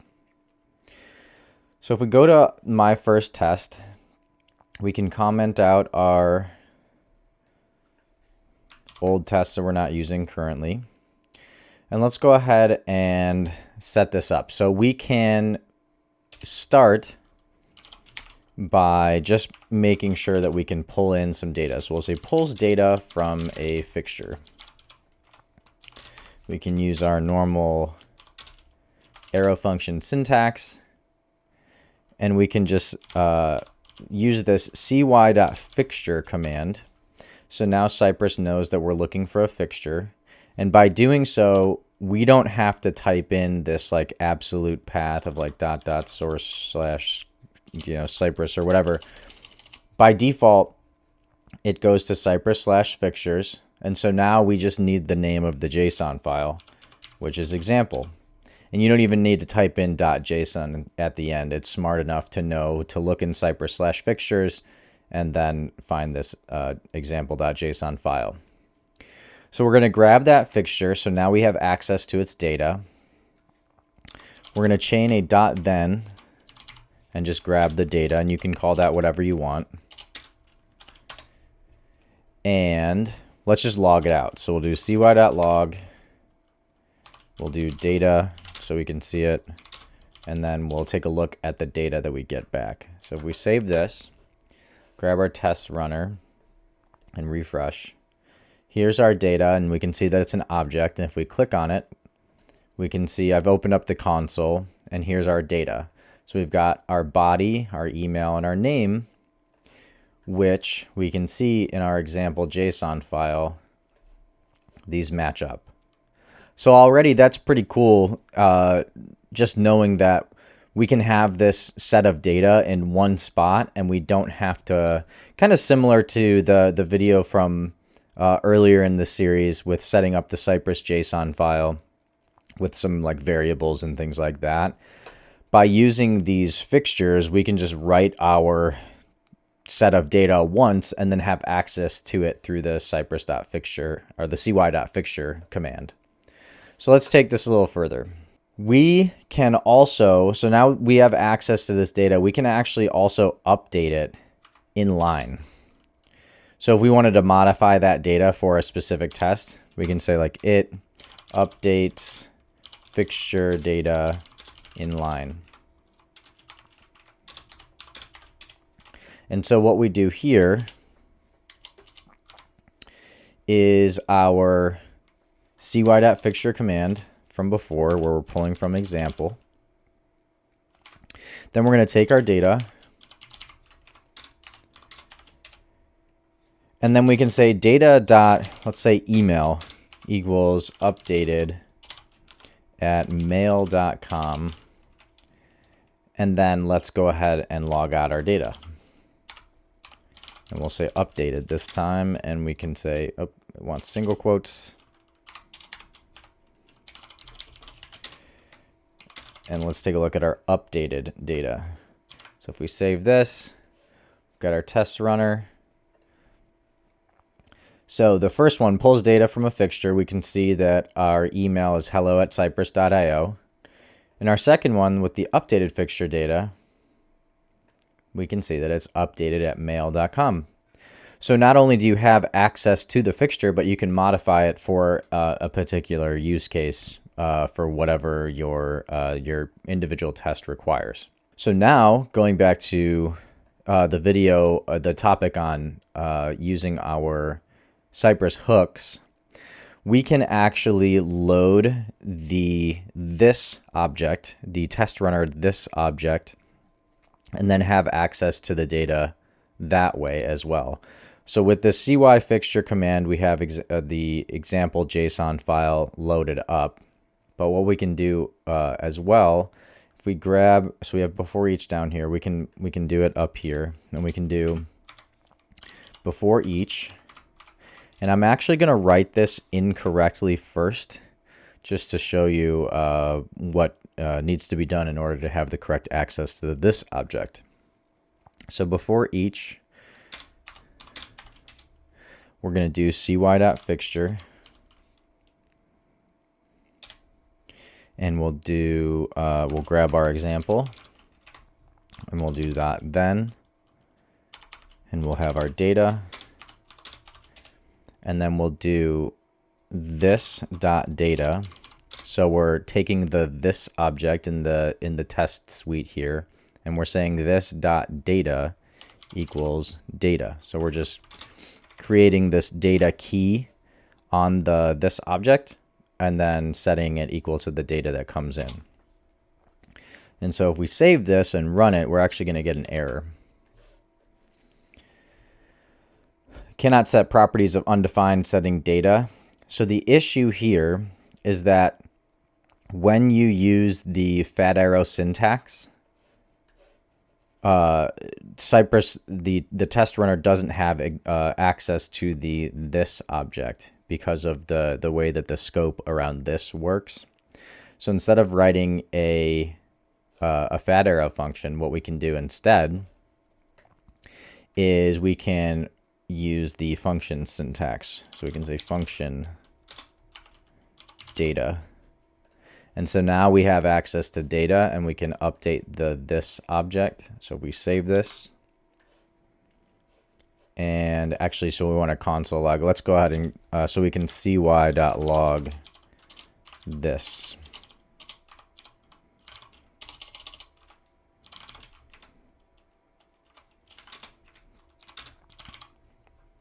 Let's take a look at what we've got. So before each, we have access to this object. And so what we get is this.data is actually undefined. So what I think we actually need to do instead is not console log out or cy.log this, but cy.log this.data. And so now we can take a look. So if we rerun our test suite, we open this up before each. Now we have this pointing to an object, and now we can see we have access. So this .data is equal to now our body, email, and name.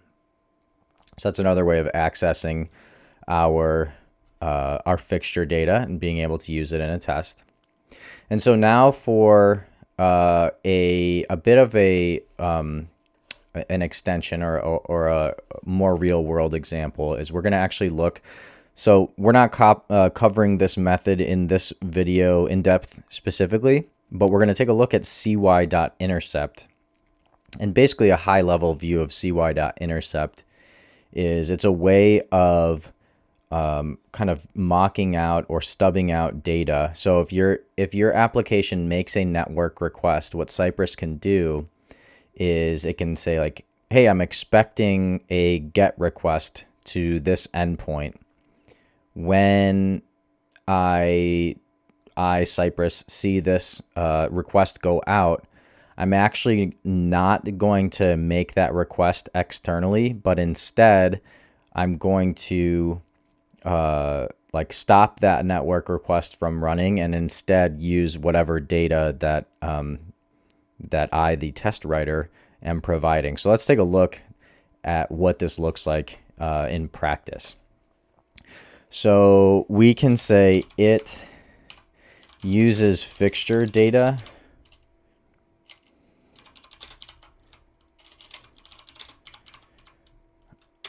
in a network request. And so why you would want to do this, this is helpful for making sure that you've got, if you're not concerned about testing your API specifically in a given scenario, so you obviously you want to test your network requests themselves. But if you're just like looking to make sure that the UI is rendering correctly or that some data is being pulled in the way that's anticipated, you can do this and not have to worry about any sort of like issues with the back end, and you can kind of test the front end in isolation by using this fixture data. And so what we can do is, so we expect it uses the fixture data in a network request. And so now we can use this function syntax, and we're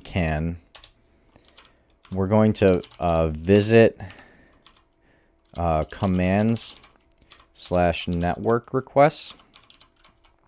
And this is just a different page in the application. And so from there, we're going to intercept,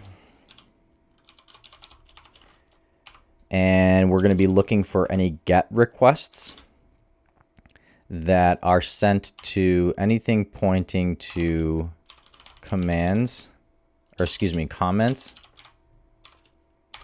And so specifically, the way that this is written is there's going to be a network request to comments/1 with this button that we're about to click through Cypress. And what we're going to do is we're going to provide it with this.data. So in the before each, we set this.data equal to our data in the fixture. And we saw that logged where this object had data, which is now set to our fixture data. And so what we're doing here is with CY intercept, we're looking for a GET request that's pointing at our comments endpoint. And instead of pulling down the comment information, we're replacing it with this.data. So actually, let me back up a step. Let's go ahead and get rid of this for now, and we'll come back to it just so you can see what this looks like. So cy.intercept, we're just gonna intercept the GET request, and we can actually alias this, so we can call it GET comment. And then we're going to grab a button. So there's a button with a class of network-btn, and we're going to click on it. And so the way that that button is designed is it'll fire off a request to this comments endpoint. Then we'll wait for @getComment. So this alias that we set up here can now be accessed with this @ sign and then the name of the alias. And then what we'll do is we'll look for the response, and we'll cy.log the response. And we'll take a look at what we get just by intercepting this comments request. So uses fixture data and network request actually is not labeled correctly, but that's what we're going to turn it into. So if we open this up, If we take a look at the Cypress log here, you can see that we're visiting that network request page, and then we're clicking on the network button, and you can see here that it actually logs out this this comments/1. But what we're doing here is now we're waiting for that get comment, and what we're doing now in this case is just logging the response. And so what we can see here, if we look at the response body, we can see that there's some placeholder text, an email, an ID, and a name. So what we can do, so this is the actual response, but what we can do is we can replace that, or we can stub out that network response with our fixture data. So if we add this .data argument, now what we're doing is instead of just grabbing that comments data from the endpoint, we're preventing that data from coming in and instead replacing it with our data, which we set in the before each hook. So if we save this, we can take a look now at how that data has been updated. So we open this up, we have our log, and now in our response, you can see our body is fixtures are a great way to mock data for responses to routes.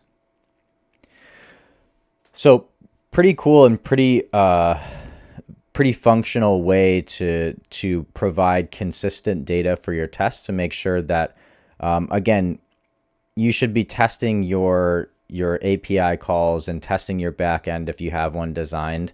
But for the purposes of testing the front end with Cypress, in a lot of cases, you do need a consistent set of data, and fixtures are a great way to, as the body says, mock data for responses to routes. In our next video, we'll go ahead and take a look at writing some custom commands.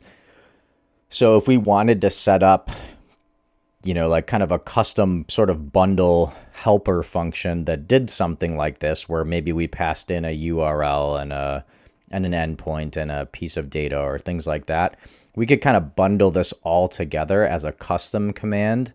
And then that way we wouldn't have to necessarily like rewrite this particular test each time. So custom commands are a powerful way to kind of make your code reusable and reduce some boilerplate. So we'll take a look at that in the next video. In this video, we're going to talk about writing custom commands in Cypress. So Cypress, as we've seen, offers a lot of functionality out of the box, but sometimes you need to add your own custom commands or even overwrite some of Cypress's custom default commands, excuse me. So in this video, we're going to learn to differentiate between adding and overwriting commands, and then understand when to use custom commands versus just using those existing commands that Cypress gives us. So just because you can write a custom command doesn't mean that you necessarily should.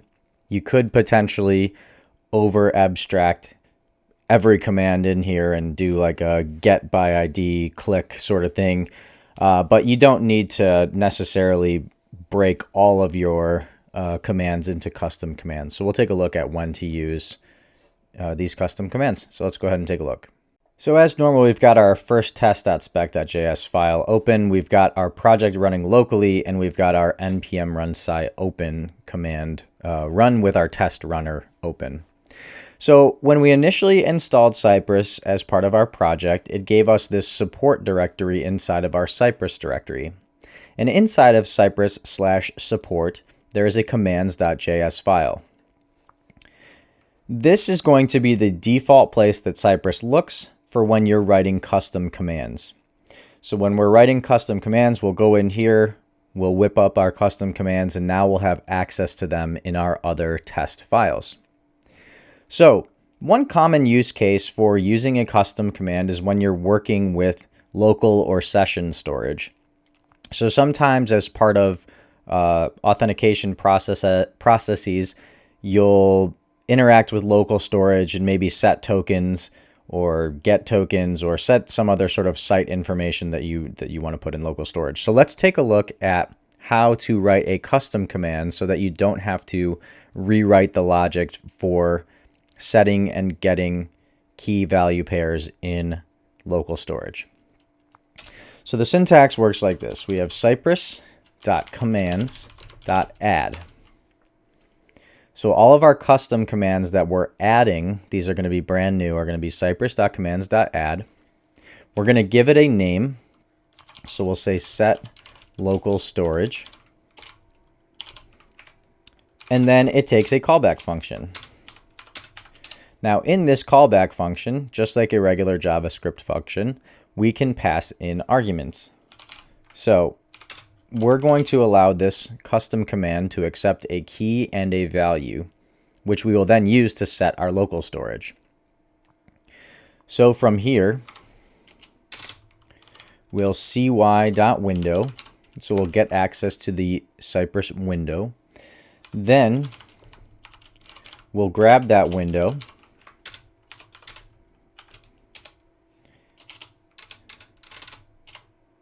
and we will set the local storage. So window.local storage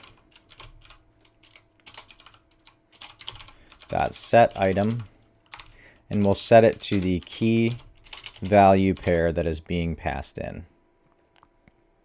While we're in here, we'll go ahead and write our get local storage custom command as well, so that we can then use both in our test.spec.js file. So we'll add another one, cypress.commands.add get local storage. And in this case, all we need is a key, because we're not setting anything. We just want to grab that local storage item by its key. And similarly, we'll grab the window.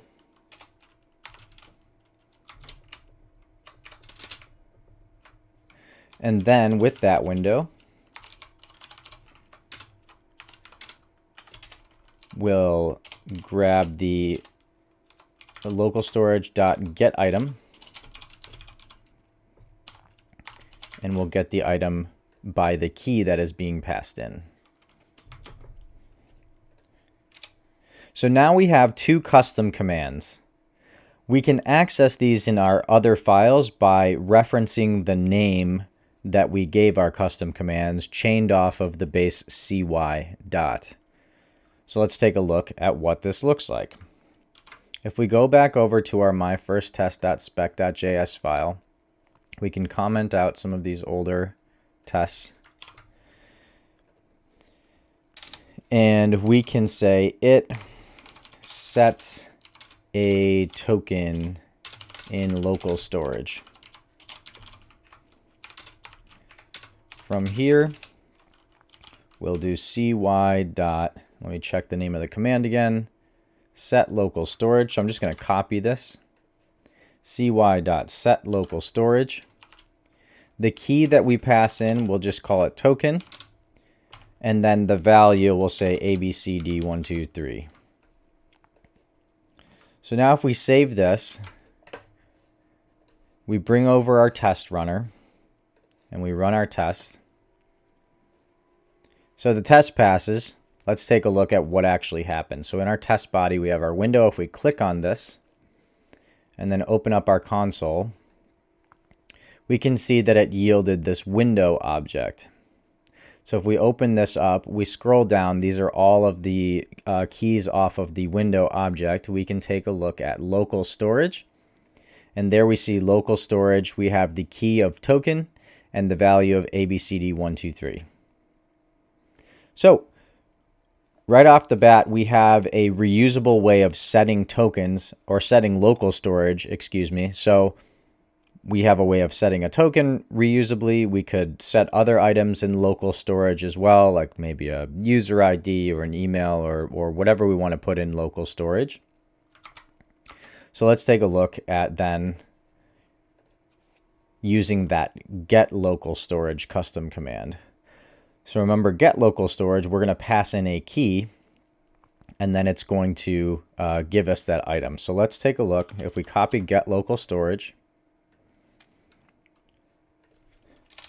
we can write a new test that says it gets a token from local storage.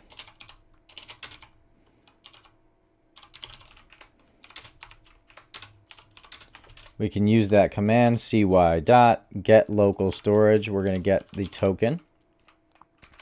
And then from there, we can assert that it should equal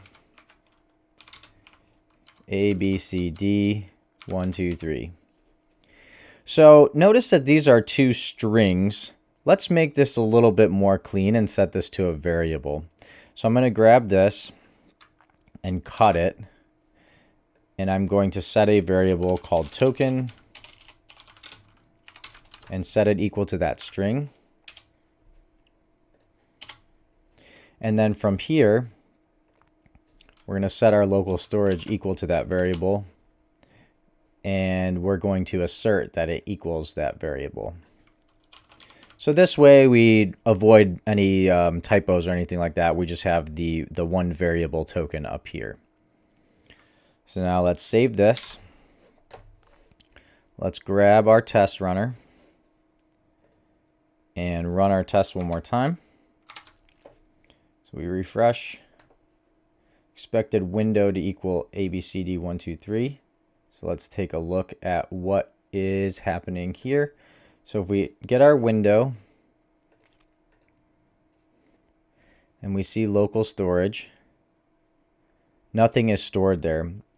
So the issue happening here is that we don't have it in the same test. So what we can do, we can say it sets and gets. So let's set the local storage. So the local storage is then being reset on a per test basis. So if we set the local storage and then we get it, we should expect this test to pass. So expected the window to equal ABCD123. So it looks like there's an issue with how we wrote our get local storage custom command. So let's take a look at that. So the issue here is that we're not returning in this custom command. So if we add a return window.localstorage.getItem and hit save, now we can see our tests are passing. So we can see the window, the local storage is set like we did before. We have our window again, and this time it was the get local storage, and we can see once again that the local storage is ABCD123, and we expected ABCD123 to equal ABCD123. So this is a pretty common use case for custom commands that are being added that are not out of the box with Cypress. But what happens if you want to overwrite a Cypress command that you already have access to out of the box? So a good example that Cypress offers is the ability to overwrite the type command so that you can pass in an option to hide sensitive information in the Cypress logs. So say, for example, you want to test out typing a username and password, and you don't want that password to show up on your Cypress log because maybe you have the video recording set to true, or maybe you're capturing screenshots, and you don't want to accidentally let that sensitive information out into the world. So let's go ahead and take a look at how we would overwrite the type command to allow us to pass in this sensitive option, which would then replace all the characters in the Cypress log with asterisks. So the syntax looks similar. It's cypress.commands, but in this case it's overwrite.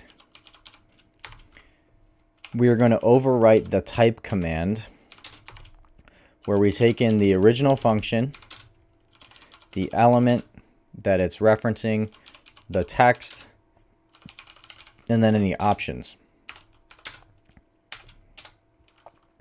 Then we can say if there are options and options.sensitive also exists,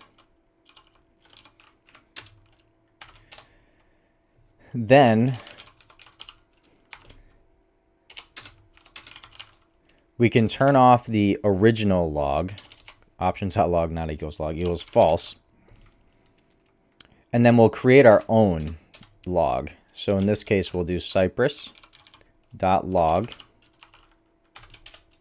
where the element that we're logging is the element being passed in. The name is still type, so that's the command that we're using. And then the message, what we'll do is we're going to just replace any text with a star. And we'll do this by doing that string.repeat, and we'll grab the text.length. So in this case, we still know that there's text being entered, but we're going to replace any of those characters with a star. Then from there, we'll go to the bottom and we'll return our original function, the element, text, and options. So just adjust this formatting here. Okay, and now we can save that. Now we're ready to use it. So we can, let's write a new test, and we can say it overwrites the type command by using sensitive characters.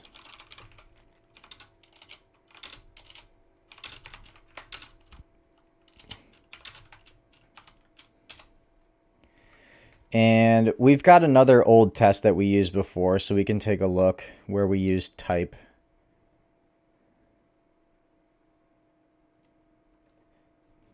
So we visited the commands, actions, and we found by placeholder text. So let's copy this.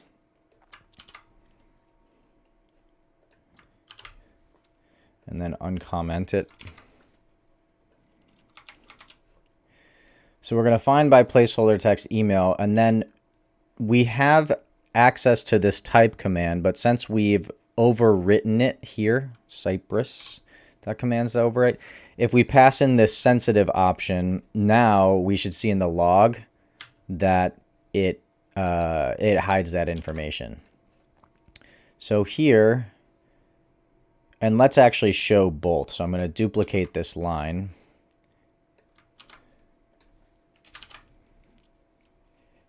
And in this second example, we'll pass in an options object with sensitive set to true. We'll add our spaces. So let's take a look at what this looks like. So if we refresh, we have our token test already passing. Here in our log, though, the first find by placeholder text, we can see that it types out the test at email.com. However, with the second one, we overwrote it so that instead of typing out test at email.com, maybe we want to hide that information. Now it's all asterisks. So you'll notice here that in the commands, the custom commands that we're doing are things that can be repeatable across multiple tests. So it cuts down on boilerplate, but it's also something where I'm not going to just write a custom command one time for each sort of custom bit of functionality that I need. If I only had one test that I wanted to set local storage or get local storage, I could just use this command right here one time and be done with it. So this is one of those examples where should I be writing custom commands for everything?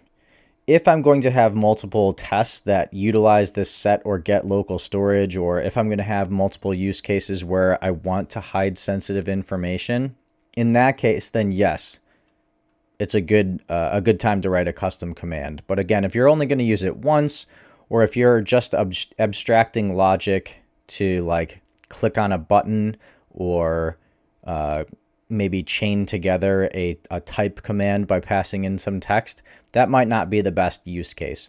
So try and use these commands sparingly, but when you do use them, they can certainly be pretty powerful. In this video, we're going to talk about using some different mouse events in Cypress. So the goals for this video are to use the Cypress mouse commands and explore passing in some different options. And then also, there might be instances in which you want to create a hover effect. So maybe you have some sort of action that triggers on hover. There's actually not a specific hover action by default or a hover command by default out of the box with Cypress. So we'll go ahead and take a look at a workaround for that. So let's go ahead and get started. So as we've been doing in these videos, we've got our project running locally, and we've got our test runner command entered here, and we've got our little test runner UI ready to go. So let's go ahead and write some tests. So we're going to exclusively use the actions/commands page for this. So we can actually utilize this before each, like we've looked at before. So we're not going to be worried about fixtures in this particular video. So we can just hit it with a cy.visit/commands/actions. So let's go ahead and take a look at some mouse events. First, we can revisit the onClick command. So we can say that it triggers a popover on click.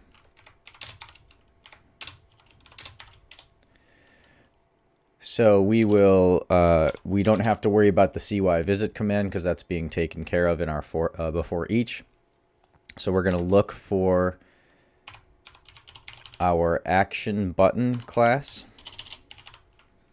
and we're going to click it. And then we're going to use our Cypress Testing library command, cy.findByText, and we're looking for a specific bit of text in the actions. Popover shows, okay, this popover shows up on click. So I'm going to go ahead and copy this, and then in the test file we'll paste that in, and then that should be visible. If I save this, run our test,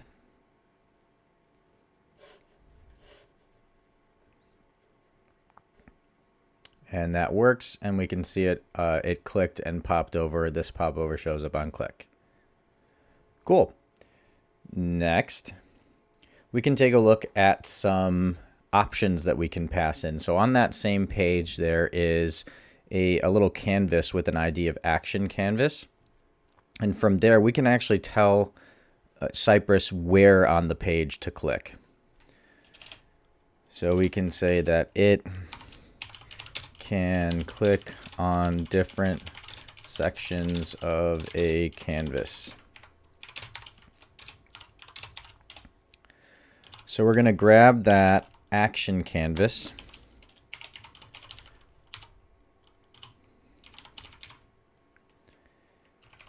and from there we're going to click on the top. Oh, this is yelling at me because it's double quotes. And we'll do the same thing, and so we can copy this. We can paste, and we can do like bottom right. And then it'll also accept XY coordinates.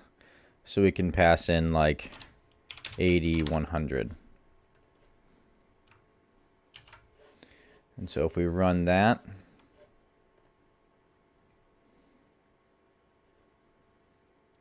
you can actually see these different red dots are where the options were being passed in. So you can see bottom right, you can see top, and then there was our coordinate there with the 80, 100. And so that you can see that it's 80 in the X and 100 pixels in the Y, so starting from this top left area. Cool. Next up, we can look at double clicking. So it can double click to edit. There's an area on this page that will activate a little like a little edit input when you double click on it. So we'll go ahead and visit that that same actions command or commands actions page, and then we'll get the class of action div.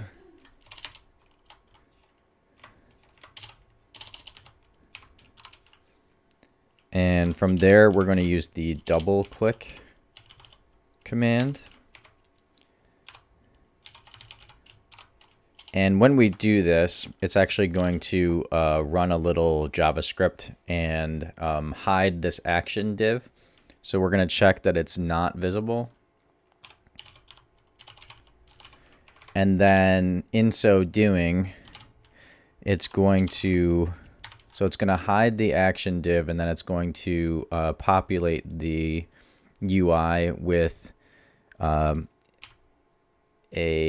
class or an input that was previously hidden with a class of action input hidden. And that element should now be visible. We can go ahead and comment these two tests out since we're finished with them. And save. And we'll rerun this so we can see. So we visit our commands actions. You can see here that the action div is in kind of like a read-only mode, and then you can double click on it. So we get the action div, we double click on it, and now it transforms into that editable input.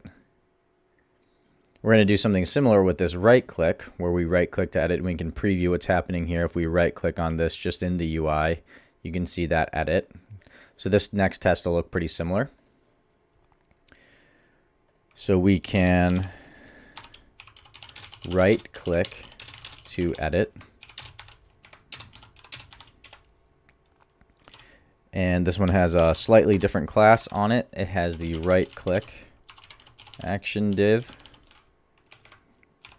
It takes the right click command, and similarly, after right clicking on it, it should not be visible.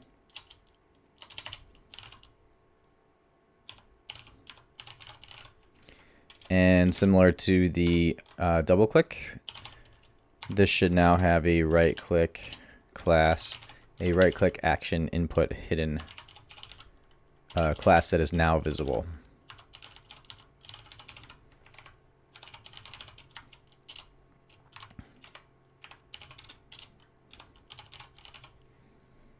So we can comment out the double click, and we'll test out our right click to edit.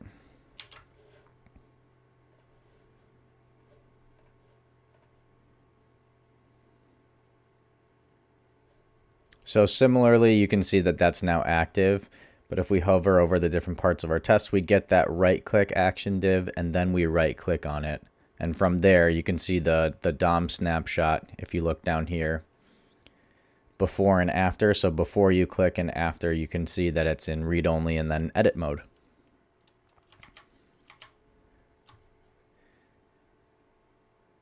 So the last thing that we're going to do is take a look at how to simulate a hover action. And so in doing this, we actually want to set up something in this scripts.js file. So if you look through your directory, in app assets.js, there's this scripts.js file, and we can see a couple of different bits of jQuery that have been written to trigger some different actions. We're actually going to write one that will trigger the right now when you are looking for, like if you click on commands in the navigation bar, it'll drop down the drop down menu. So you toggle that on and off with clicking, but we're going to set it up so that when you hover over it, then you can see all the navigation links instead of having to click on it. And this is a pretty common use case in websites. So we can take a look at that so we'll just go underneath this double click and we can write our own. So we can do a little jQuery and we can find the drop down toggle, and then we're just going to hover over it, and from there we're going to find the list item with the class of active, and we're going to add a class of open.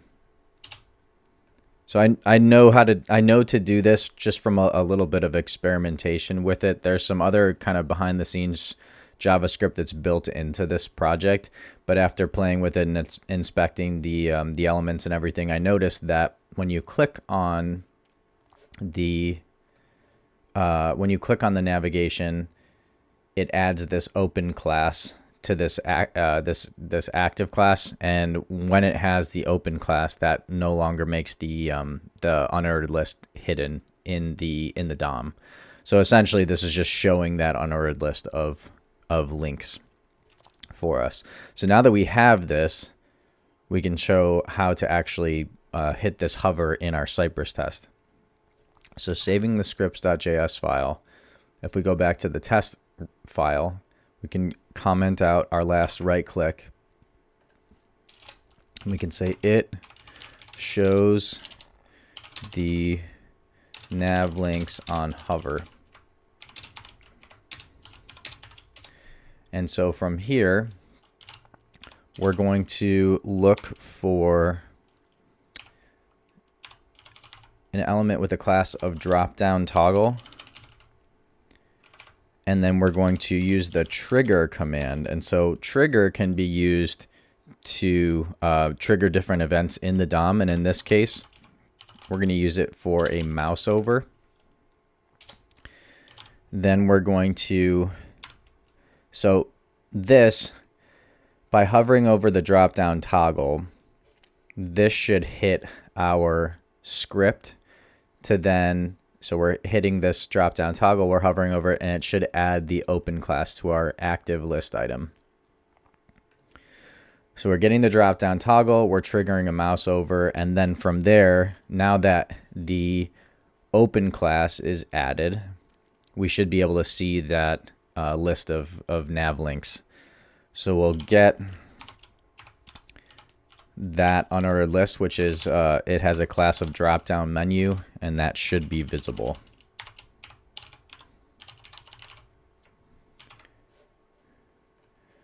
So now if we run this, we can see, so we didn't click on it, and this unordered list is now visible. So what happened was we visited, we got the drop-down toggle, which is this element on commands. We triggered a mouse over, which you can see with that little red dot and the before and after. And then we got the drop-down menu unordered list, which you can see highlighted there, and you expected it to be visible. So that's a workaround. Knowing that Cypress doesn't have its own built-in hover command, you can use that trigger command to trigger a variety of DOM events. And in this case, we used it for the mouse over. In this video, we're going to talk about setting up some GitHub actions. So GitHub actions are great when you're working with a team or just want to get away from running all of these tests locally, which we've been doing so far in this series. The goals for this video are to understand the purpose of continuous integration, and then to build out and trigger our first GitHub action workflow. So if you're not familiar with the process of continuous integration or continuous deployment, often referred to as CI/CD, continuous integration is a process where teams of multiple developers will be able to contribute to a single code base on a continuous basis. And then continuous deployment is kind of the next step where we have these contributions and then we're able to set up some workflows that allow us to deploy our new updates to that code base. So the benefit of setting up these GitHub actions is that we have multiple developers on a team contributing to a single code base, and we can ensure that everything is functioning as it should by setting up a GitHub action to run our tests each time that a given event takes place. So in our case, we're going to be setting up an action to run our Cypress tests anytime that somebody pushes a new commit to our code base. So let's go ahead and take a look and see what it's all about. Okay, so here we have my GitHub account with the Cypress example kitchen sink project inside of it, and you can see that it's forked from the Cypress main account.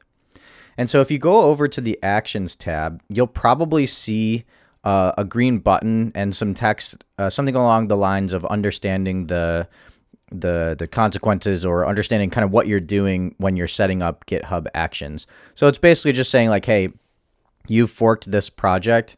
When you're running actions, just make sure that you know what they're doing, so that they're set up correctly and you don't mess up your project or the upstream project. And so you can go ahead and click that green button, and then you should see a blank kind of workflows screen like you see here. So from there, we can flip back over to our tests. And what I've done in here is I've cleaned up some of the other. So we had a couple of like other before each and after hooks and things like that kind of peppered throughout as we went through this series. And so those are cleaned up now. And what we want to do is inside of this .github/workflows directory, you probably will see, a series of like 7 or 8 different files, workflow files. I've gone ahead and deleted those because I don't want all of them to run every single time. If you want to leave them in, that's fine. You'll just have more actions running on your actions tab. So I've cleaned that up. I've deleted them. Inside of this workflows folder, I'm going to create a new file and call it main.yaml. So GitHub Actions will look inside of this workflows folder, and then any YAML files that tell GitHub to run that action, GitHub will listen to it and run that action on your GitHub account. So we'll go ahead and set this up. We can give it a name. We can call it Cypress Tests. You can call that whatever you want. Then we give it a trigger, and we'll do this whenever we push a new change to our project. And then we give it a series of jobs. Notice when I hit enter, VS Code knows that I'm in a YAML file and it takes care of indenting for me. That's important in these YAML files. If you're writing your action without attention to indentation, then they're not going to run correctly. So we have our jobs. We're going to call it Cypress Run. We're going to tell it which image to run on, and we're going to direct it to run on the latest version of Ubuntu. The steps, so we can give this a name, and we can say this is going to check out the project. And then it uses the standard checkout action. And then from there, we are going to use the Cypress maintained GitHub action that will handle installing our dependencies, running our project, and running our tests for us, all bundled in nicely into this action. So it uses cypress-io/github-action@v2. And again, this is maintained by Cypress. And we'll give it a, let it know what to use as its build command, which is npm run build. And we just get that from our package.json file. And then start, we can tell it to npm run start, or just npm start in this case. So if we give this a save, we can add our new file with a git add dot. We can commit with setup workflow. And then we can push.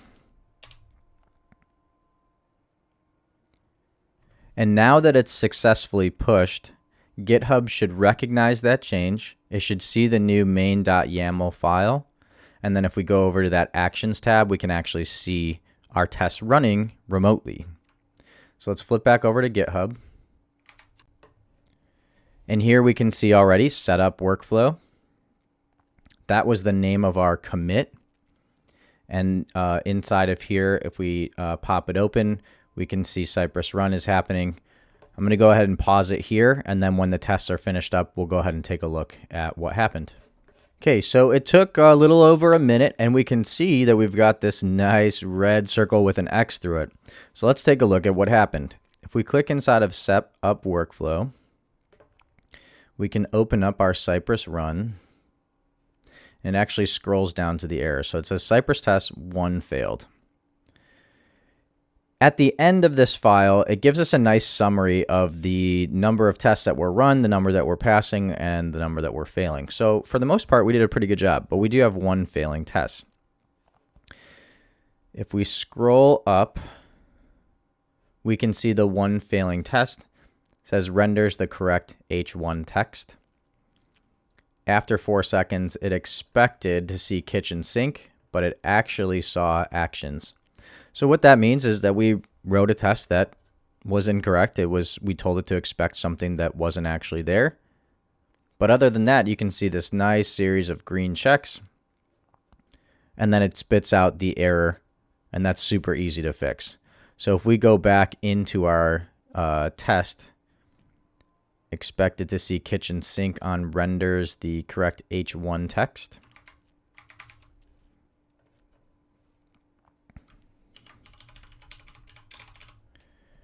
So kitchen sink, and just to double check, it should actually see actions here.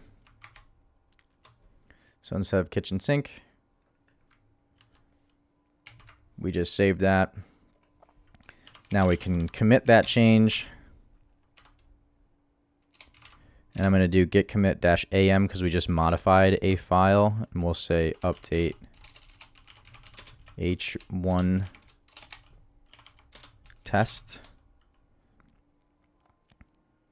and we'll push that, and I'll pause one more time, and we'll take a look at hopefully a series of 100% successful tests. Now that our tests are finished running, we can see a nice green check mark. So we updated our H1 test, and this lets us know that all of our tests passed, and we can confirm that if we go into our Cypress run. If we scroll down to our summary, we can see all the green check marks. 21 were passing, 0 were failing. So pretty cool. Lots of insights from setting this up. Not only does this give you a nice sort of dashboard indicating the results of your tests, but it also takes away the headache of running all of these tests locally. And then if you're working on a team, this ensures that all of your tests will continue to pass as new features are shipped, if you're on a team that runs this sort of continuous integration flow like many teams do. Welcome back. In this final video, we're going to go over all of the different things that you can do using the Lambda test platform to make your tests more scalable. So the goals for this video are to set up the Lambda test CLI and config. So we'll go about making sure that you've got the command line interface set up on your local machine, and then go over the various parts of the configuration needed to run these tests on Lambda test platform. We'll then go ahead and run those tests on the Lambda test platform and check out the dashboard and lots of cool features to see how your tests are performing. And we'll also take a look at a cool feature that allows you to configure your tests to run in parallel. So if you've got multiple tests and you don't want them to all run one after the other, and you want to save yourself some time, there is a way to configure your tests to run in parallel rather than sequentially. So let's go ahead and take a look. So before we dive in, one small change that I made, you'll notice that there is a file called mysecondtest.spec.js, and all I did was cut out a couple of tests from the test file that we've been using and pasted them into a second test file. This is for later on in the video when we go over running tests in parallel. We want to make sure that we have multiple test files to run. So all I did again was just cut and paste a couple of our tests from our initial file into a second file. So let's go ahead and start. The first thing that we need to do is make sure that we've got the Lambda test CLI installed locally on our machine. So we can do npm install -g for global, lambda test -cypress -cli.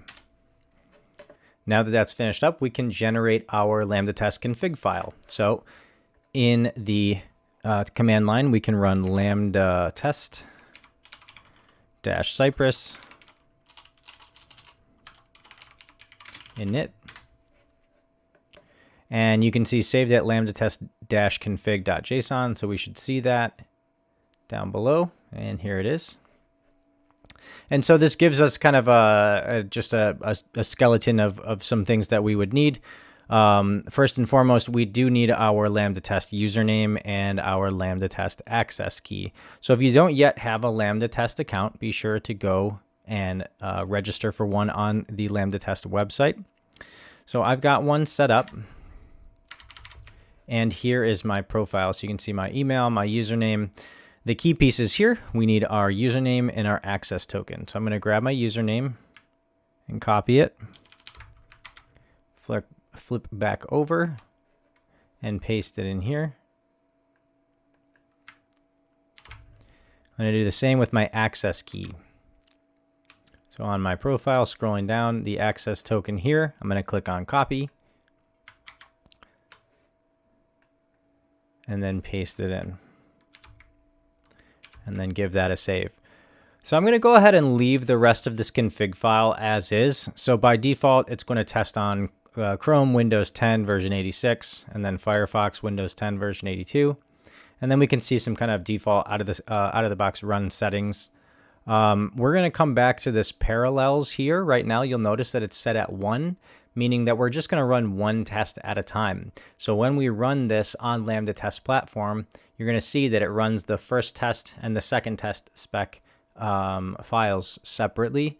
When we learn about running tests in parallel, we can see that those tests can be run at the same time. Okay, so let's go ahead and get that started.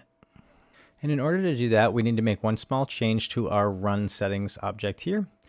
So the specs are currently pointing at /**, so any like the wildcard kind of any name .spec.js, but our tests are actually inside of Cypress integration here. So all we need to do is add /cypress/integration, hit save.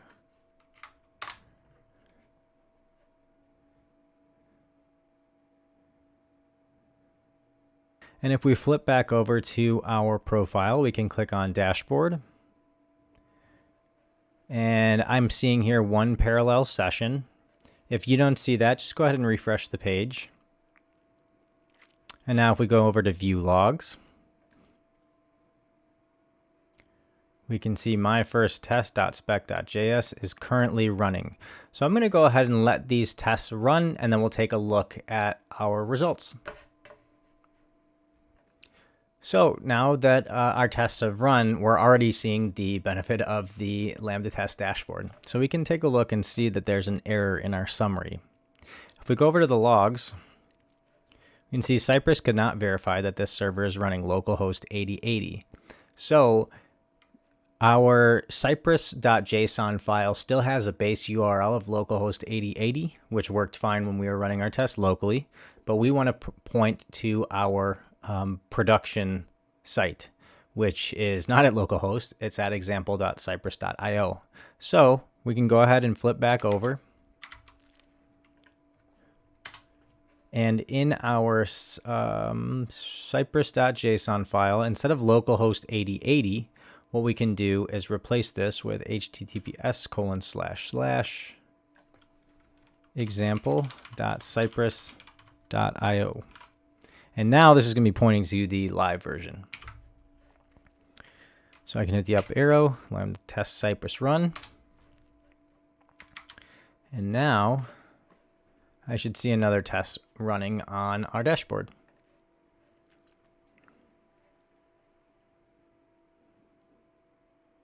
So this, my second test, I believe was running from the first run. We should probably see an error here. I'm going to go ahead and pause the video one more time, and we'll come back once these tests have finished up. Now that that's finished up, we've actually got a nice series of different results that we can take a look at. So you can see here that we've got both Chrome and Firefox instances of our tests running, which is helpful for cross-browser, making sure that your application runs and works as expected across all browsers. And we can see from before that in our logs, we had the localhost issue. So if we move forward then, we can see the length of time that it took. And let's see if it was this first test. Nope, this one. So this Firefox version of my first test.spec.js, we can see that it took 3 minutes and 20 seconds. And we get this red failed X icon. And so this was after we fixed the Cypress JSON issue. And so this is pointing at the production site like we want. And this actually shows us that our test ran successfully, but there was a failing test. And so Lambda test has this really nice dashboard that gives you really clean, clear information and shows you which tests were passing. And then you can see here's the one test that was failing. Shows the nav links on hover. And in my first test shows the nav links on hover. We can see that this is the test that failed. And it gives us a reason why. It says it timed out retrying after 4 seconds because it expected this element to be visible. So really clear, concise, easy to pinpoint what the issue was. And then in the real world, we'd go back in our test and we would just fix that and rerun our test to make sure that it works. Our second test.spec.js, the one where I just kind of split out basically the second half of our test file, we can see that it was completed and we get this nice green check mark. And so in our logs, we see some similar information at the top, and then we have our 4 tests, and all 4 are passing, and then we have our results. So 4 out of 4 were passing. And everything passed. So it's great. So again, the value of the Lambda test platform is that, again, everything is super clear. You can see, did my test pass? Which platforms or which browsers, did my test run on? Maybe there's an error in Firefox, but not in Chrome. Lots of valuable information that can be pulled from the Lambda test platform. I mentioned that I was going to pause the video to allow these tests to complete, and that pause for you didn't take a lot of time, but for me took several minutes. And the reason for that is because we have our parallels set at 1. So in this series of tests, each test ran one after the other. And if we look in our automation logs over here on the left, we can see the duration. So what was a second of a pause for you, for me, took 3 minutes, 41 seconds, plus a minute 23, et cetera, et cetera. So depending on the plan that you have on Lambda test platform, you can actually run tests in parallel. So rather than waiting to have these tests run one by one, finishing one after the other, we can run all of our tests in parallel.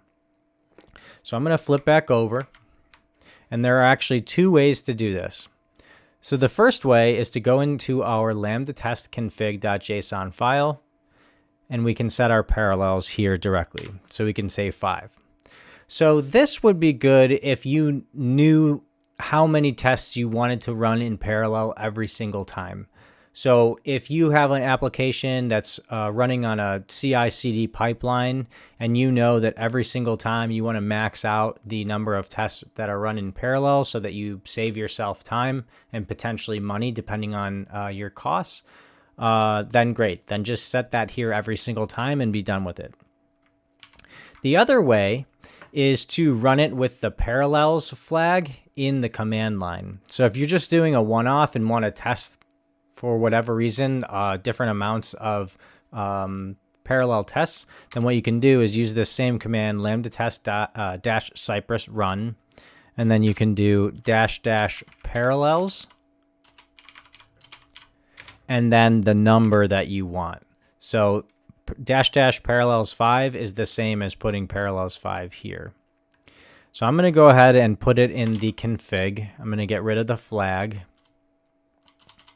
And I'm going to do lambda test Cypress run. And we'll take a look at this running in parallel now. So same little messaging in the console. If I refresh our lambda test platform, we can see our 4 new tests. Let's give it one more little click. And now we can see that our tests are running in parallel. So these are running at the same time. Previously, or if you were following along and you ran these tests yourself, you could see that we'd have one with a loading spinner and then the other test not running at all. But now that we've got these 2 tests running at the same time, we're going to save ourselves a lot of time. So I'll once again pause the video and come back in just a second. Okay, so we can see that our test results are the same because we didn't change anything, but they passed and failed more quickly because they're running in parallel. So we took a look at the automation logs. Just quickly want to show the other 2 tabs here. So we have our timeline, and in here we can click on the new data available. We can expand our list, and we can see a nice kind of high-level overview of when tests were run, what their statuses were, how long they took. We also have this analytics tab that shows us number of tests run, tests that are passing and failing, and numbers there. We can see, again, this nice high-level overview of tests that are currently running or completed or failed. So lots of helpful information there. Again, I mentioned the parallel option being dictated by your Lambda test plan. You can check that. If you go to upgrade, you can see the at /billing/plans. You can see the different plans have different parallel test amounts. So if I wanted to have the live plan and run 6 parallel tests, you can see that the price adjusts accordingly. And then the same would go for live web automation and then web plus mobile browser automation. And that's it for the series. We've gone from start to finish writing our first Cypress tests all the way to deploying our Cypress tests to the Lambda test platform and seeing those tests run in the cloud. So thanks so much for following along. Of course, if you're still looking to learn more in the meantime, you can check out the blog at lambdatest.com/blog and the community page at community.lambdatest.com. You can also check out my YouTube channel. I'm Chris Da Silva. Thanks again so much for following along. Take care.